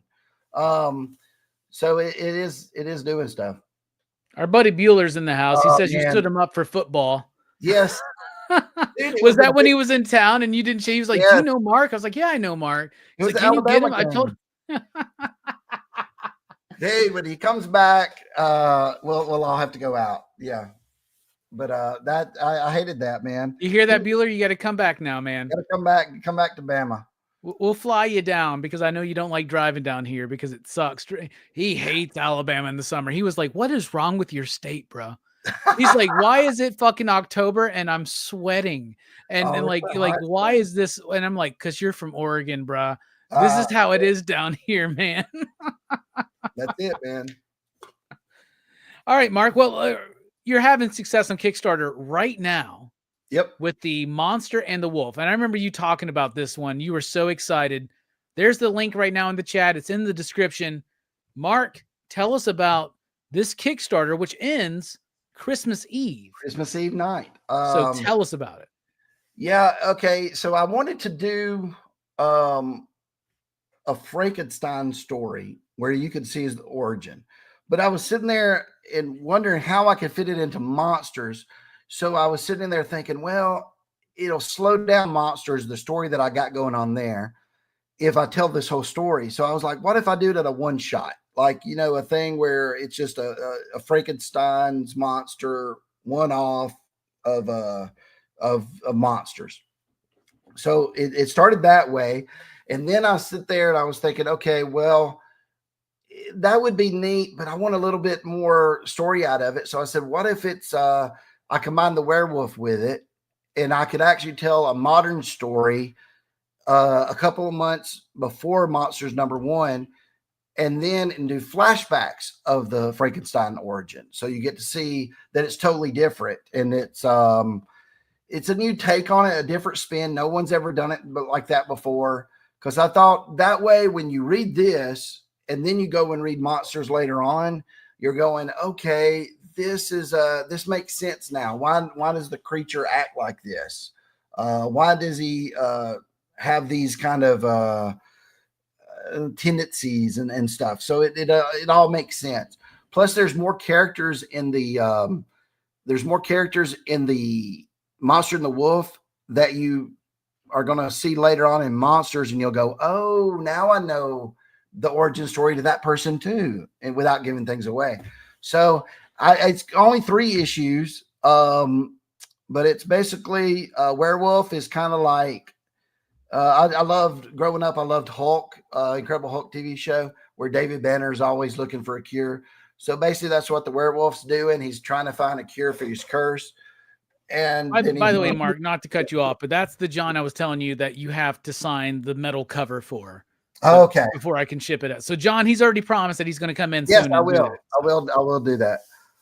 So God damn, Bueller. Hold on a second. Bueller's just saying our state is trash. He says the people are great, but the state is trash. Well, we do have high taxes here, dude. Very high taxes. Is 9% high? Is that high? No, I'm talking about our state tax. Oh, yeah, that's pretty high. Tennessee has no state tax. Mississippi has no state tax. And Georgia has no state tax. And Florida has no state tax. Damn, man, we're in the wrong fucking spot then, aren't we? Man, and we might as well. I mean, we're just a few feet from Tennessee, dude, and they don't have no state tax. we're kind of stupid, but that's just the way it is. But we have something. Well, you ain't getting any fucking work from the state of Alabama anytime soon. Yeah, edit that out. But yeah, Monster the Wolf. It's lots of covers to choose from. If you just want to read the story, there's digital. There's I just added a 3-issue bundle if you just want it 3 issues, and that's all you want physical. And right now, every physical reward you get a free T-shirt. So you get a little something, and all the books are going to be cardstock or better. Yeah, look at this. First of all, you're like 205,000 of a 30,000 goal. Crazy. Look at these covers, man. And you're like, you do the homages, you do your own thing. I love that you're homaging Transformers right there. That's dope. There's no blue on this monster poster right there. No blue. No blue on any of the three. You got some wolf girl ass going on there, man. I like that. That's what somebody had said when I showed it to him. They said, "Oh man, look at that."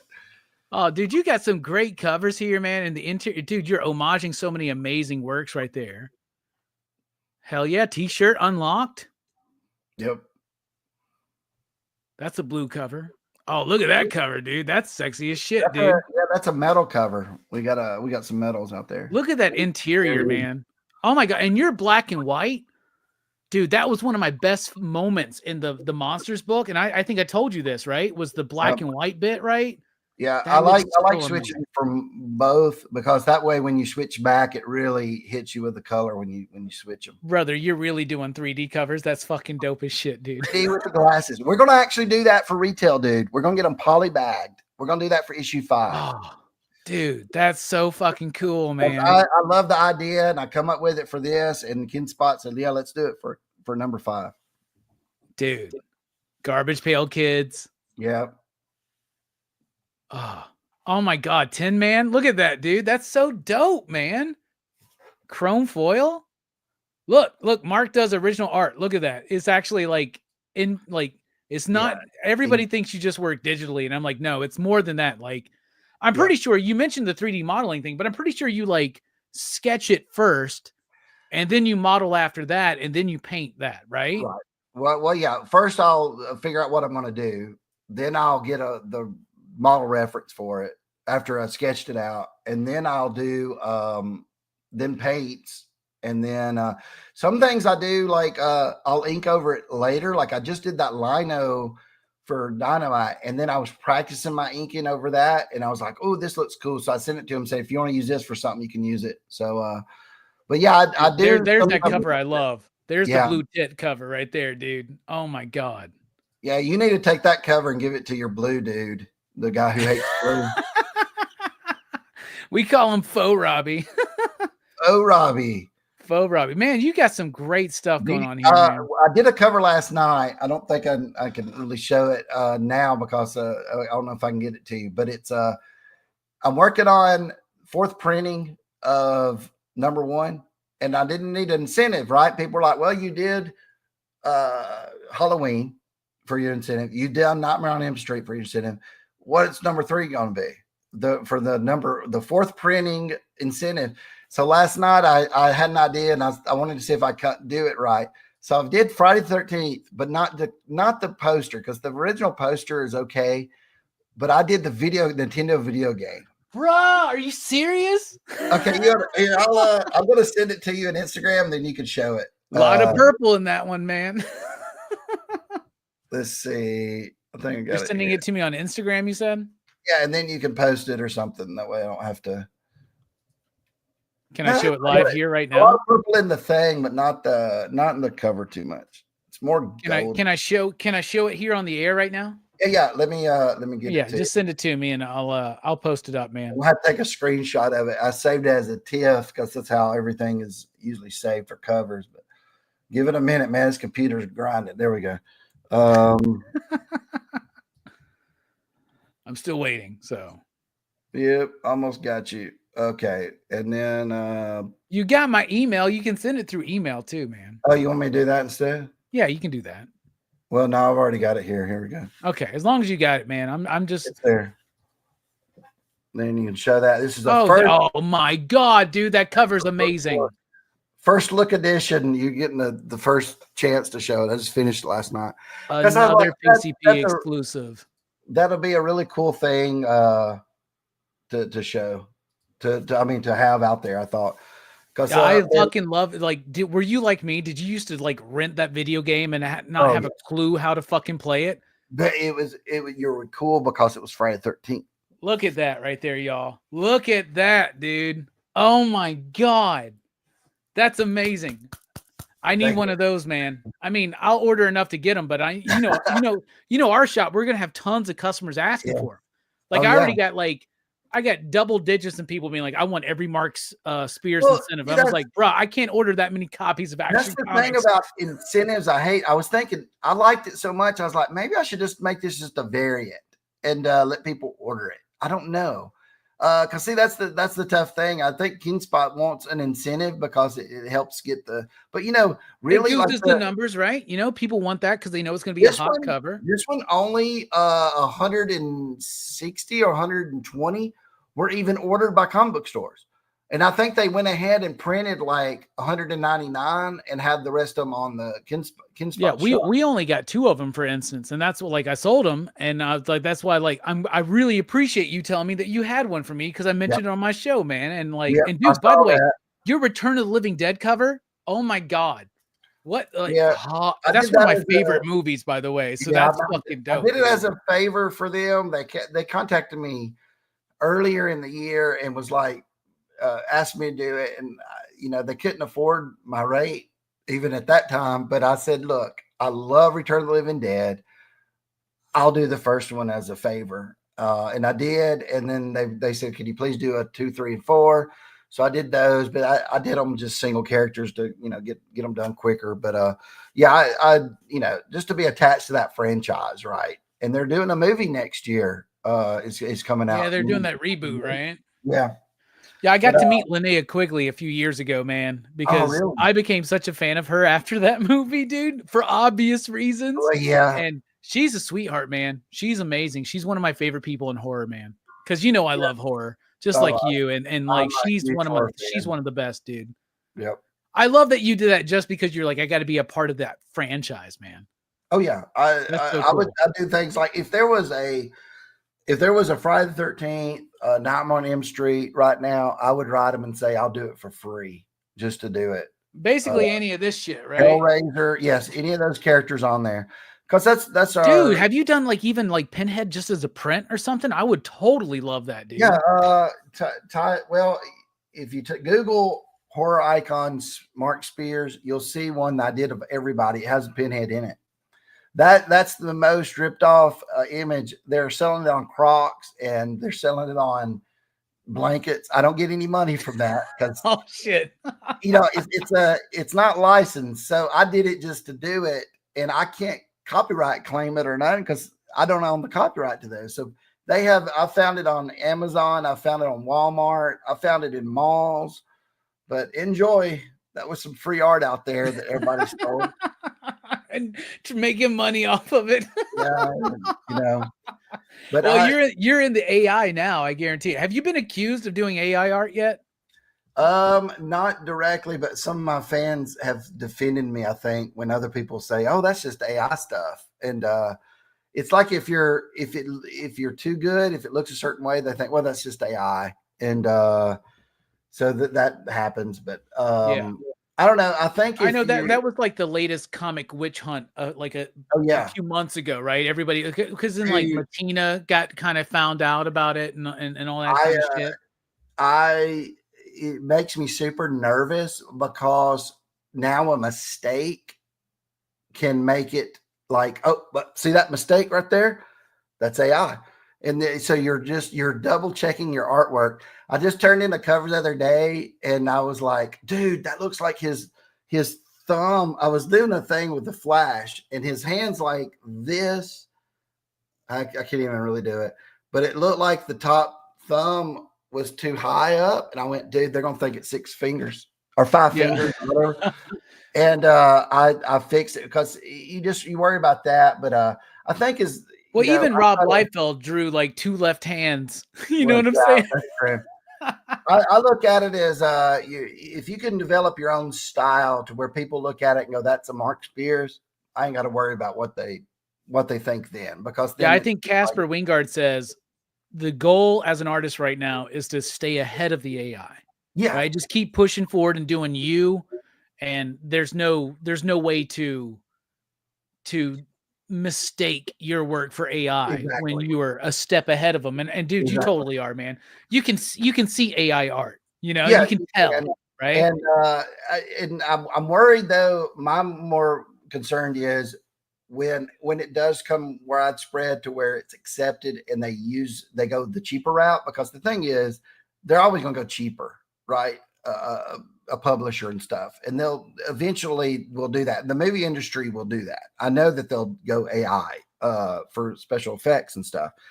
So you worry about that, but like you said, if you can stay far enough ahead, the AI won't replicate that to where people will always be like, man, I want a Mark Spears monster original or a sketch cover or years down the road, when that can't provide that, right?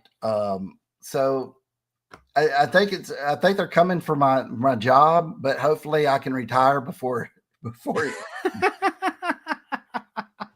But dude, super excited for your success. Everybody go check out The Monster and the Wolf. But we got to talk about this one because our buddy Nick wants us to talk about this Dynamite Thundercats Classic Years Omnibus, which they just added. Anybody who backs this, and they are already well past their goal. They're over 100K now. Out of the 1985, they wanted 19,850. That's Nick Barucci for you, right? He's like 1985. He's so fucking funny with that shit. You have some covers that are available to anybody who backs this. You did this Lion-O cover, which I know how much you must have loved doing this, but I guarantee that you had more fun doing this one, man. Yeah, I love them both, man. I can't wait to hang them on my wall. I mean, that's just, I can't wait. I was messing with that Lion-O again. I was inking over it the other day, just messing with it. But I love that. In the Silverhawk stuff I'm doing, but I just can't wait, man. There's more Thundercats, and I'm sitting there going, man, do I want to do like Panthro by himself, Tiger by himself? Who do I want to team up on a cover? And there's so many options. I could easily have 12 covers and probably just do one character each, because then there's the bad guys are so fun to do. Yep. On both Thundercats and Silverhawks. So, dude, have you done a Monstar cover yet, man? Have you been working on that one, dude? Because that would be dope. I have on the first cover I did for Silverhawks. It has the human version of Monstar, or whatever you call it, not this version. I got this version. I haven't done yet, where he transforms. Oh, hold on a second. Okay, all right, that's nice. Show that. Is that Super 7? Yeah. Yeah.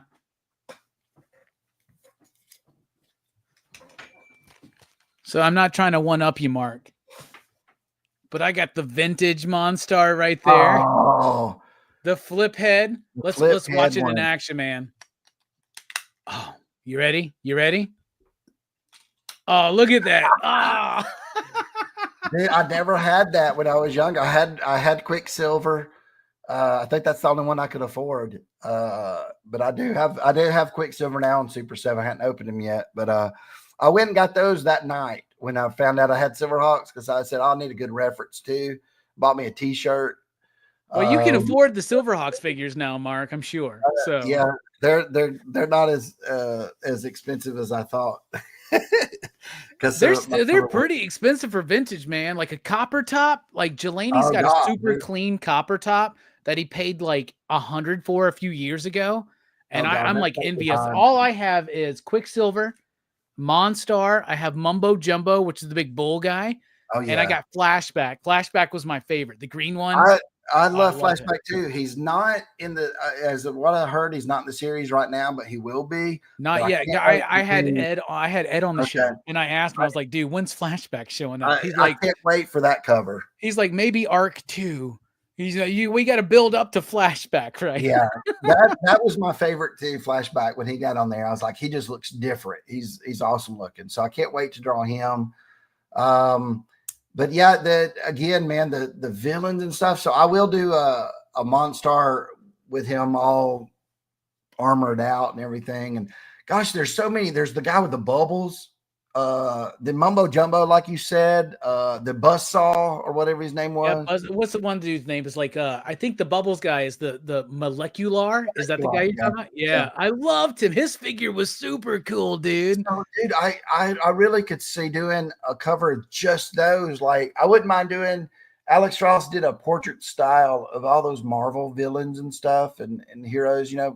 Yeah, the timeless stuff, right? Yeah. I wouldn't mind doing that for all the Silverhawks and all the Thundercats, right? Just do like a portrait of every character, because they're so awesome to me. I would own every one of them. Did you just get announced as being one of the cover artists on the? Are you on the Space Ghost Johnny Quest book? Weren't you announced for a cover on that? But they didn't show it. So are you still working on that one? No, it's turned in. Somebody showed it today, so it must be out. Cool. Somebody sent it to me today and said, "Hey, look," and it's got the dressing on it and stuff now. But yeah, I'm friends with Joe, man, the writer of that book, Joe Casey. Of course, Joe Casey was doing comics when we were running the comic shop, right? He's really pumped for that. I got 2 of those covers done. I think it's a 4-issue series, so I've probably got 2 more. I love Johnny Quest and I love Space Ghost. So. Have you read Joe's book yet? Have you read any of the? Oh, dude. Okay, I'll grab you up all 5 issues and just give them to you, man. Like, perfect. They're so good. It's Johnny Quest and his whole crew, his dad and Haji and everybody. They go to 2024 and they meet old man Johnny Quest. Oh my goodness! Yeah, it's so great, dude. It's so good. You're gonna have so much fun with it, man. Really. I can't wait. Fable, my man, wants Energon to reach out to you. I mean, Mark would kill some fucking Transformers and G.I. Joe. Trust me. If you don't think he would kill some G.I. Joe, read some fucking Monsters, man. Yeah. Dude, that double page spread in issue number 2, where that dude is just like, oh, that's so fucking good, man. I tell you, it's Monsters is basically like, if you take all the stuff I love from the 80s and late 70s, basically there's not really much Transformers in there, but G.I. Joe, Master of the Universe. I got a 2-headed guy that show up later on, like what is his name? Too Bad. And I got oh gosh, there's some $6 Million Man references that you'll find out. There's what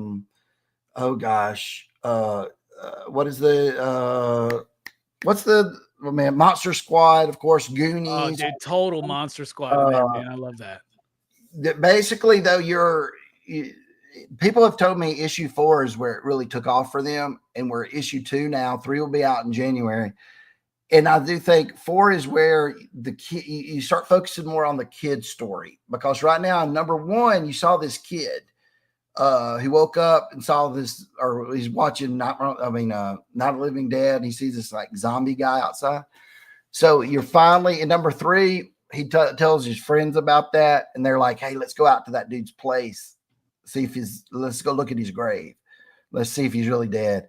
And that starts that adventure. So it's more, you're starting to focus on that. And then you also still have this other stuff at play in the background about the Witch Stone, the Ring, and all these other characters.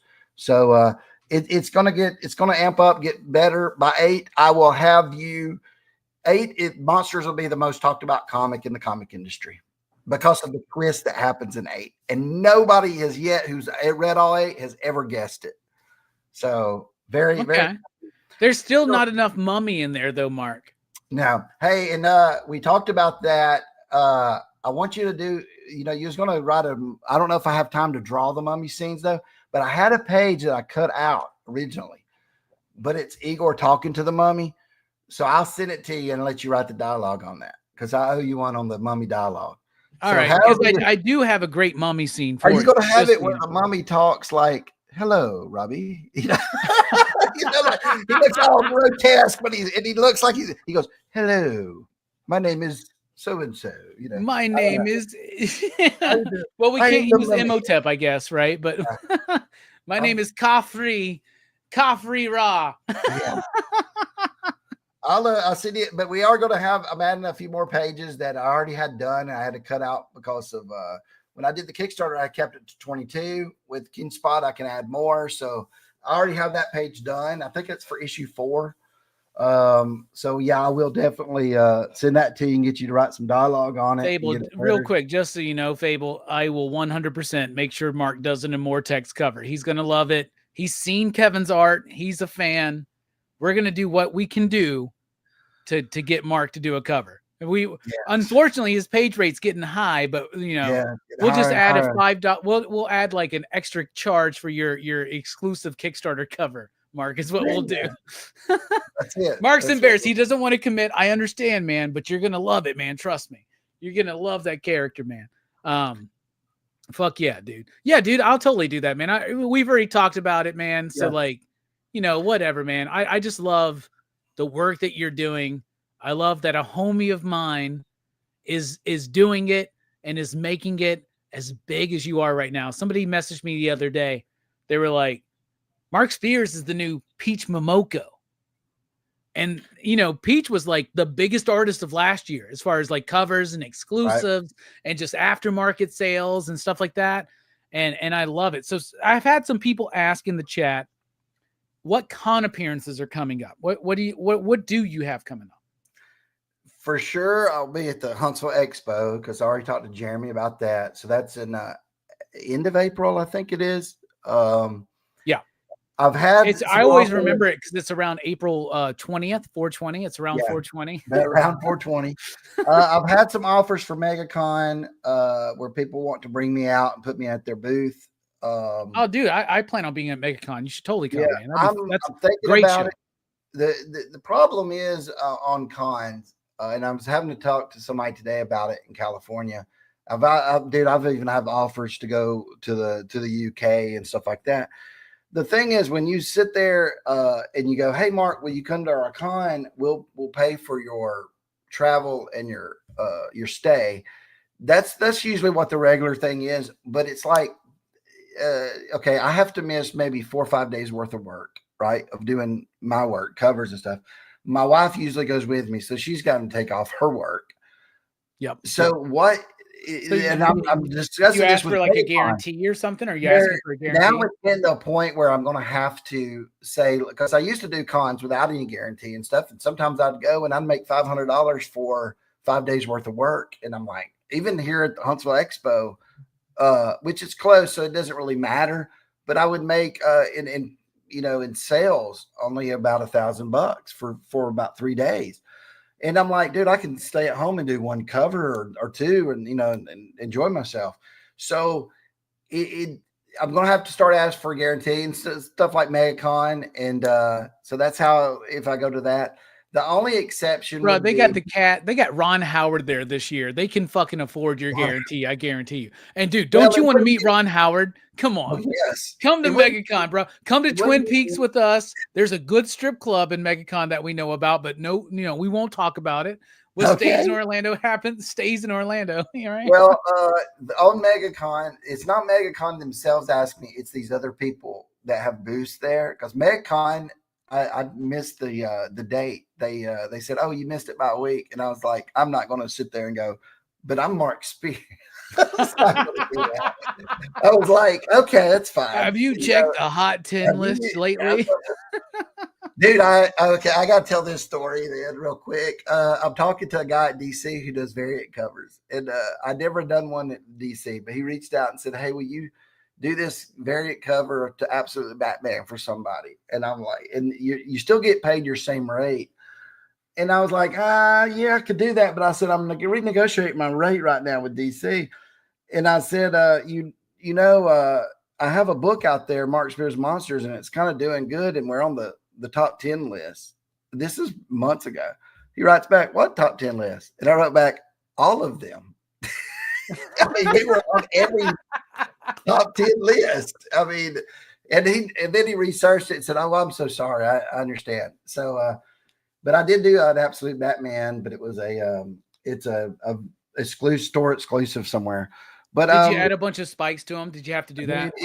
Right? Yeah, the one that they gave me, they said we like this version, the one with the big spikes, and he's a Hulk. So I did him big like that. But on MegaCon maybe, but yeah, I have to have something basically like that because I'm getting a lot of offers. So I again, it's me taking off and doing that. I like to meet fans and do all that stuff, and it's fun.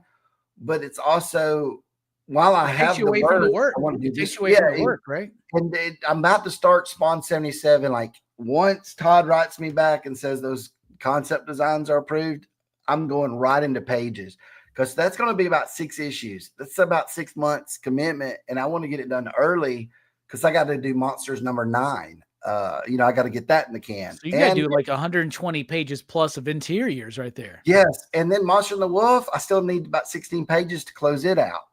So I got I've been turning down a lot of cover work and stuff because anticipating this, but Spawn 77, I cannot wait. I'm writing it, doing the interiors and at least one cover, maybe more. I don't know, but per issue. So it's like, I'm not able, I don't know how those other guys do it. I think though they're using the cons as their work. You know what I'm saying? Like they're going, "Hey, I'm going to this con. I can make more doing that than a week's worth of work."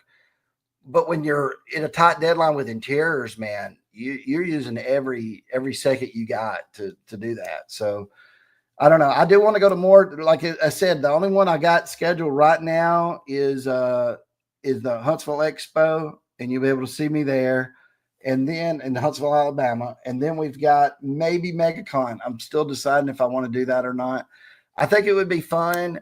I can kind of set my own hours there. Like if they want me there, and I could say, "Look, I'll do 2 days, and the third day I'm going to do something else." Like going to Universal. You can go to Disney or Universal or something like that, right? Yeah. So I might. It's just you can come out to the strip club with me. That sounds pretty fun. I don't know how, dude, even at the Huntsville Expo, you're like, "Hey, dude, we're going out tonight. We're going drinking and having some fun." Yeah, you turn me down every time, Mark. How the heck you doing that, man? I gotta start working out or something because you're able to do that, and I'm sitting there going to bed like it. When I got home, I went to bed probably 9 o'clock. I was so tired. It's just sitting there, like especially with no one coming by. You're just sitting there, right, and just waiting around. And I told my wife, I said, we're going to start doing it to where it's 2 hours there, hour off. Like you're there like 2 to 4 or some shit like that, right? And then an hour, get up and do something else, go get something to eat, do whatever, and then come back another 2 hours. I'll tell you what, man, you come out with me after the expo, 2 shots of tequila in, you're going to feel fine, bro. You're going to be ready to go, man. I probably will, but I won't show up the next day. My God. And then I'll be there bright and early, like, "Where's Mark?" Man, and I still feel bad at that expo I was at in 23, Ming from the comic book store show, whatever it was, the Kevin Smith show, right? Yeah. He sat there and he had he said he offered me some whiskey or something, and I didn't take it. I was like, "Oh no, man, I'm not feeling good. I should have took that. That would have probably made the con much better." I tell you, man. All right, dude, I got you this expo, man. You just wait and see. I'm gonna be coming like, "Mark, come here. Take a swig of this. Take a swig." We're about to go do the panel, man. Let's take a few shots, man. I want to say Ming and them went out that night. All those guys go out and like party till like 3, and then man, They're used to it though. I got to get used to it. You got to get in on a Heroes Con, dude. That's a great party. A Heroes Con, man. Yeah. It Now really they is. reached out last year wanting me to go, and the actual Heroes Con, and then I said no because I don't even know if I ever wrote them back. Oops. I meant to write them back, but Heroes Con's the shit, dude. It really Heroes is. Con, I always hear is really good. The problem was scheduling last year. I had to go to Metropolis for the Superman celebration, and it was like a week before or the same week, something, and there was just no way I could do both. And I had already agreed to do the Metropolis. So this next year, though, I want to go to Heroes. I keep hearing great things that's the best like comic book show we can ride up there together, man. We go up there. Yeah. We go to. I missed this last year, but I usually go up to Heroes every year. So much fun, dude. And like I was about to say this, like at Keen Spot, you're hitting 37K right now on issue number 3. So I've had many of conversations with people. I don't really want to name names, but people like Daniel Warren Johnson, people like Scotty Young, people like Jonathan Hickman, and they're like, the way to make money in the mainstream industry right now is to do an Image comic number 1 that hits 100K. If you can do 37K at Keen Spot, Image would be ridiculous. But here's the thing, you're making more than what they're making on your fucking Kickstarter shit, dude. Like, that's what I love and respect about you, Mark, is that you've been in this industry for so long, through thick and thin, right? Even though you may have dipped out of comics for a while, you kept at it. When it was like anemic, you were there selling comics with me, right? You took a chance on me back in the day, right? You and Chris made me manager, made me partner, right? You took a chance on me and set me on this fucking path. And I have nothing but respect for you for that, but also for just doing it on your fucking terms. One of my favorite filmmakers of all time, and I know he's one of yours, George A. Romero, right? Never said, I'll settle to make more money, right? And he didn't get to really see those rewards. And then people in this industry, workhorses like Jack Kirby, never really got to see the payoff for their work. But in this day and age, you are a dude who has bet on himself, and you are reaping the benefits of that, bruh. And I respect that, because that's what I feel like. That's something we have very much in common. Is like we bet on ourselves when no one else would. I always like to say this, man. It's a quote from the Bible, but Jadena did it in a rhyme, and I really love it. But a prophet's never honored in his homeland. That's fine. I'd rather have my own land, right? And who gives a shit who passes us up at the expo, right? Because what really matters is who's here tonight. And you got a lot of fucking fans, dude, and a lot of people appreciating your work.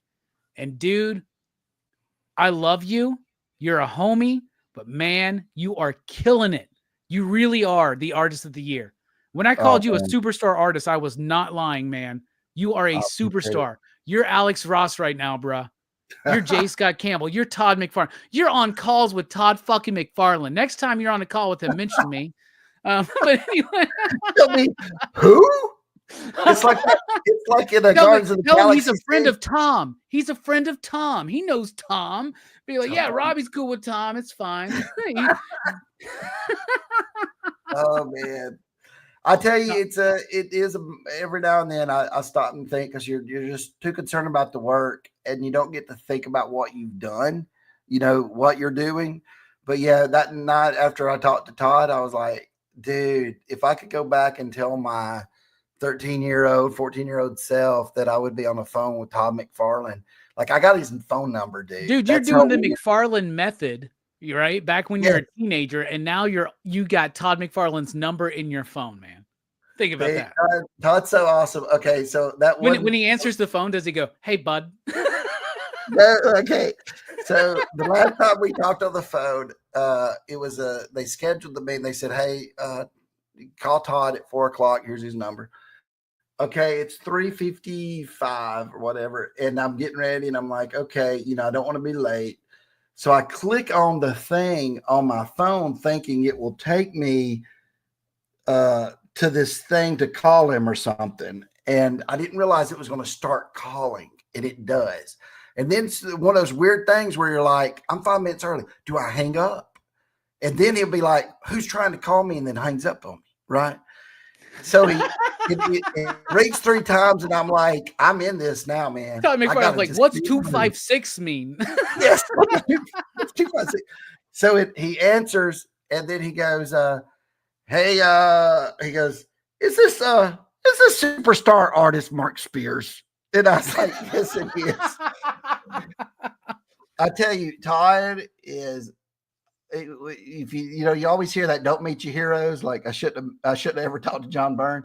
Todd is everything you would hope he is, and more. And he's a great mentor. He's a great guy, just overall, man. And to get there and to talk to him for over an hour about movies and what we like and everything, that made the Spawn 77 experience so much better, right? Because I appreciate, by the way, Mark, you told me some of Todd's favorite movies, and Todd's even cooler than I thought, dude. 100%. He was sitting there. He tells me, and he's mentioned this a couple of times to me. He goes, every time I sit there and hire a writer, the first thing they want to do is go, oh, well, I got to have a big monster. I want to be, put this with a big monster at the end and do all this and that. And he goes, that doesn't appeal to me. He says, he likes movies like No Country for Old Men. He likes Quentin Tarantino movies. He likes The Godfather. Every movie he had mentioned, he goes, you need to go watch that. And I said, dude, I've seen that. So we have a very similar taste in movies. And he was saying, I don't like it, Mark, when I go and I watch a movie and 10 minutes in, I know what this is. I know what's going to happen. I know the guy's going to get the girl. He says it doesn't. Why do I want to waste my time with the rest of the movie? So I took that to heart, which I already like that kind of stuff with monsters. And you'll see I got a lot of twists and turns coming. So I went, and when I wrote Spawn 77, I did the same thing. I want to have it where by issue 3, it'll be the most talked about comic, because they'll be like, can you believe what Mark just did with this character? What's going on? Yeah. And I want to make it to where you do not know how this thing's going to go from right when you start. We talked about Hitchcock, man. We talked about Tarantino. We talked all this about dialogue and everything. And the closest I've gotten to Todd is on a retailer call. One time I was there when he was launching all those Spawn books. Yeah. And he kept talking about movies. He was like, the way people like movies, we need to make comics like that, because comics are better than movies. And I was like, I knew there was a reason why I loved him so much, man. I really did. Basically Spawn 77, for people not knowing, Todd originally kind of came up with the conceit of the character very early on in 1977. He was 16. And this is a book based on that kind of iteration of the character. But you're getting to develop this out, man. That's got to be crazy exciting to play in that world, I man. pitched it to him back when I was doing the 4 covers. I said, hey, has Todd ever decided to use this design before? Because I said, you just did like a piece of art to show off, right? Yeah. And I showed it to Todd when I was talking to him, and he said, hey, that's pretty good. And I said, you should, if nothing else, you should make action figures of this. And it turned out he made action figures of it after that. So I pitched him my idea about Spawn in New York. We went back and forth for about a year and a half, and now we've finally got the plot done. The plot was approved. I got to get some of these concept designs, because I don't want to be drawn. And he goes, ooh, I don't like the way this guy looks. Got to redo that. So once that's done, man, I'm going right to pages, and I can't wait, because that's what you want. You want to be able to do it yourself, to where if I want them to be outside for this whole issue, then they're outside that whole issue. And the way I write is I plot things like that. And then did you also plot it like it's got to be annoying, man. If you worked for a scripter, for instance, they could be like, here's the scene in the Middle East with camels. I say this because Kevin Stokes was bitching one time to me. Yes. He was like, I got the script and there's camels in it, man. I don't know how to draw a fucking camel. Yes. That's why this is a dream job when you do it yourself, because you can know camels. So but the way I do dialogue is I'll plot it. I kind of know what they'll say, but I don't even write it down yet. Later on, I'll be in the shower. I'll be driving down the street, and I have the scene in my head. and I'll be thinking about that scene, and the dialogue will just come to me like what this character would say to that character. And then I'll go home and I'll write all that down and I'll save it as that little scene. So, and then at the very end, when I'm ready to write the whole thing, I take all those little bits and pieces, see if they still work, and then flesh out everything else. But it starts with like a little concept. Like I remember I was at the store that day when doing that signing, and I told you, I said, hey, did this joke work? Because I didn't know if that joke would work about Dracula saying about I'll rest when I'm dead and stuff. And I kept going back, and I kept going back and forth. I said, I don't know if this will work or not. So I changed it up, something about like rest is for the dead. And then the reason I wanted it was because Igor would start laughing. And I thought that would be hilarious. So that little bit of things like that come to me, and then I'll design the whole scene around it. So that's how I work on that. And it's, let's see, I write a script too when I'm drawing it based on just like a movie would, where, you know, like some directors will be like, hey, we already shot the footage we had to do today. Now let's just keep the camera rolling. Let's do something else. Let's see what else might work. Yeah. I do that a lot, to where I will be like, I might go down the road and I'm like, I wasted a whole day. That didn't work. But a lot of times it'll work out where I'll take it in a different direction, because I've already figured out, okay, these people are in this room doing this thing. What if this happens? You know, is that a better way to take this? So, and then I fix it in the edit. A lot of times I'll edit out a panel and cut out somebody I already drew in there just because I didn't need them in there and stuff. So it's a lot like making movies, where the editing and what the product you end up with, it's a lot like movies. Hell yeah, man. Super excited for you, man. So we got Monster and the Wolf on Kickstarter right now. Yep. You got the Thundercats Classic Years Omnibus backer kit going on right now, in which there are 2 exclusive covers from you available there. You got work from Dynamite, Todd McFarlane Productions, DC Comics, fucking Return of the Living Dead. Dude, I don't know what else you got to plug, but plug away, Mark. This is your time, man. Let's see. DC in January. I think Shazam comes out. There's a DC versus Vampires comes out. I forget all these that are coming out now, because you know you do them. You got a Deadly Tales of Gunslinger #2. That'll come out. Yeah, that'll come out here in January as well. Let's see. I have trying to think of what else. Monsters #3 will be out in the end of January. For #4 has already been solicited for Monsters, but #5, that'll be, let's see, January, March, April, May. We're doing the poly bags. Like I said, we're going to do one 3D cover with a poly bag glasses inside. And we also talked about doing another cover poly bag with a trading card inside, like the old days. Right. Hell yeah. So, we're going to bring those back because I love those back in the 90s and stuff. And then the 3Ds back even further. I would love to redo #1 in 3D, all of it be in 3D, but I don't know if I have time, but that would be a fun thing to do. Hell yeah. Because you don't really just convert it. You can't just put it in something and hit a button. I have to actually go and take the red channel and the blue channel and move them a little bit. So, but that would be so fun to do. Maybe that's a thing we will try to get done this year. You know, a #1 in 3D. That would just be awesome. Free comic book day. Monster Zero is coming out for free comic book day. And that's in what? Early May? First weekend of May, first Saturday in May.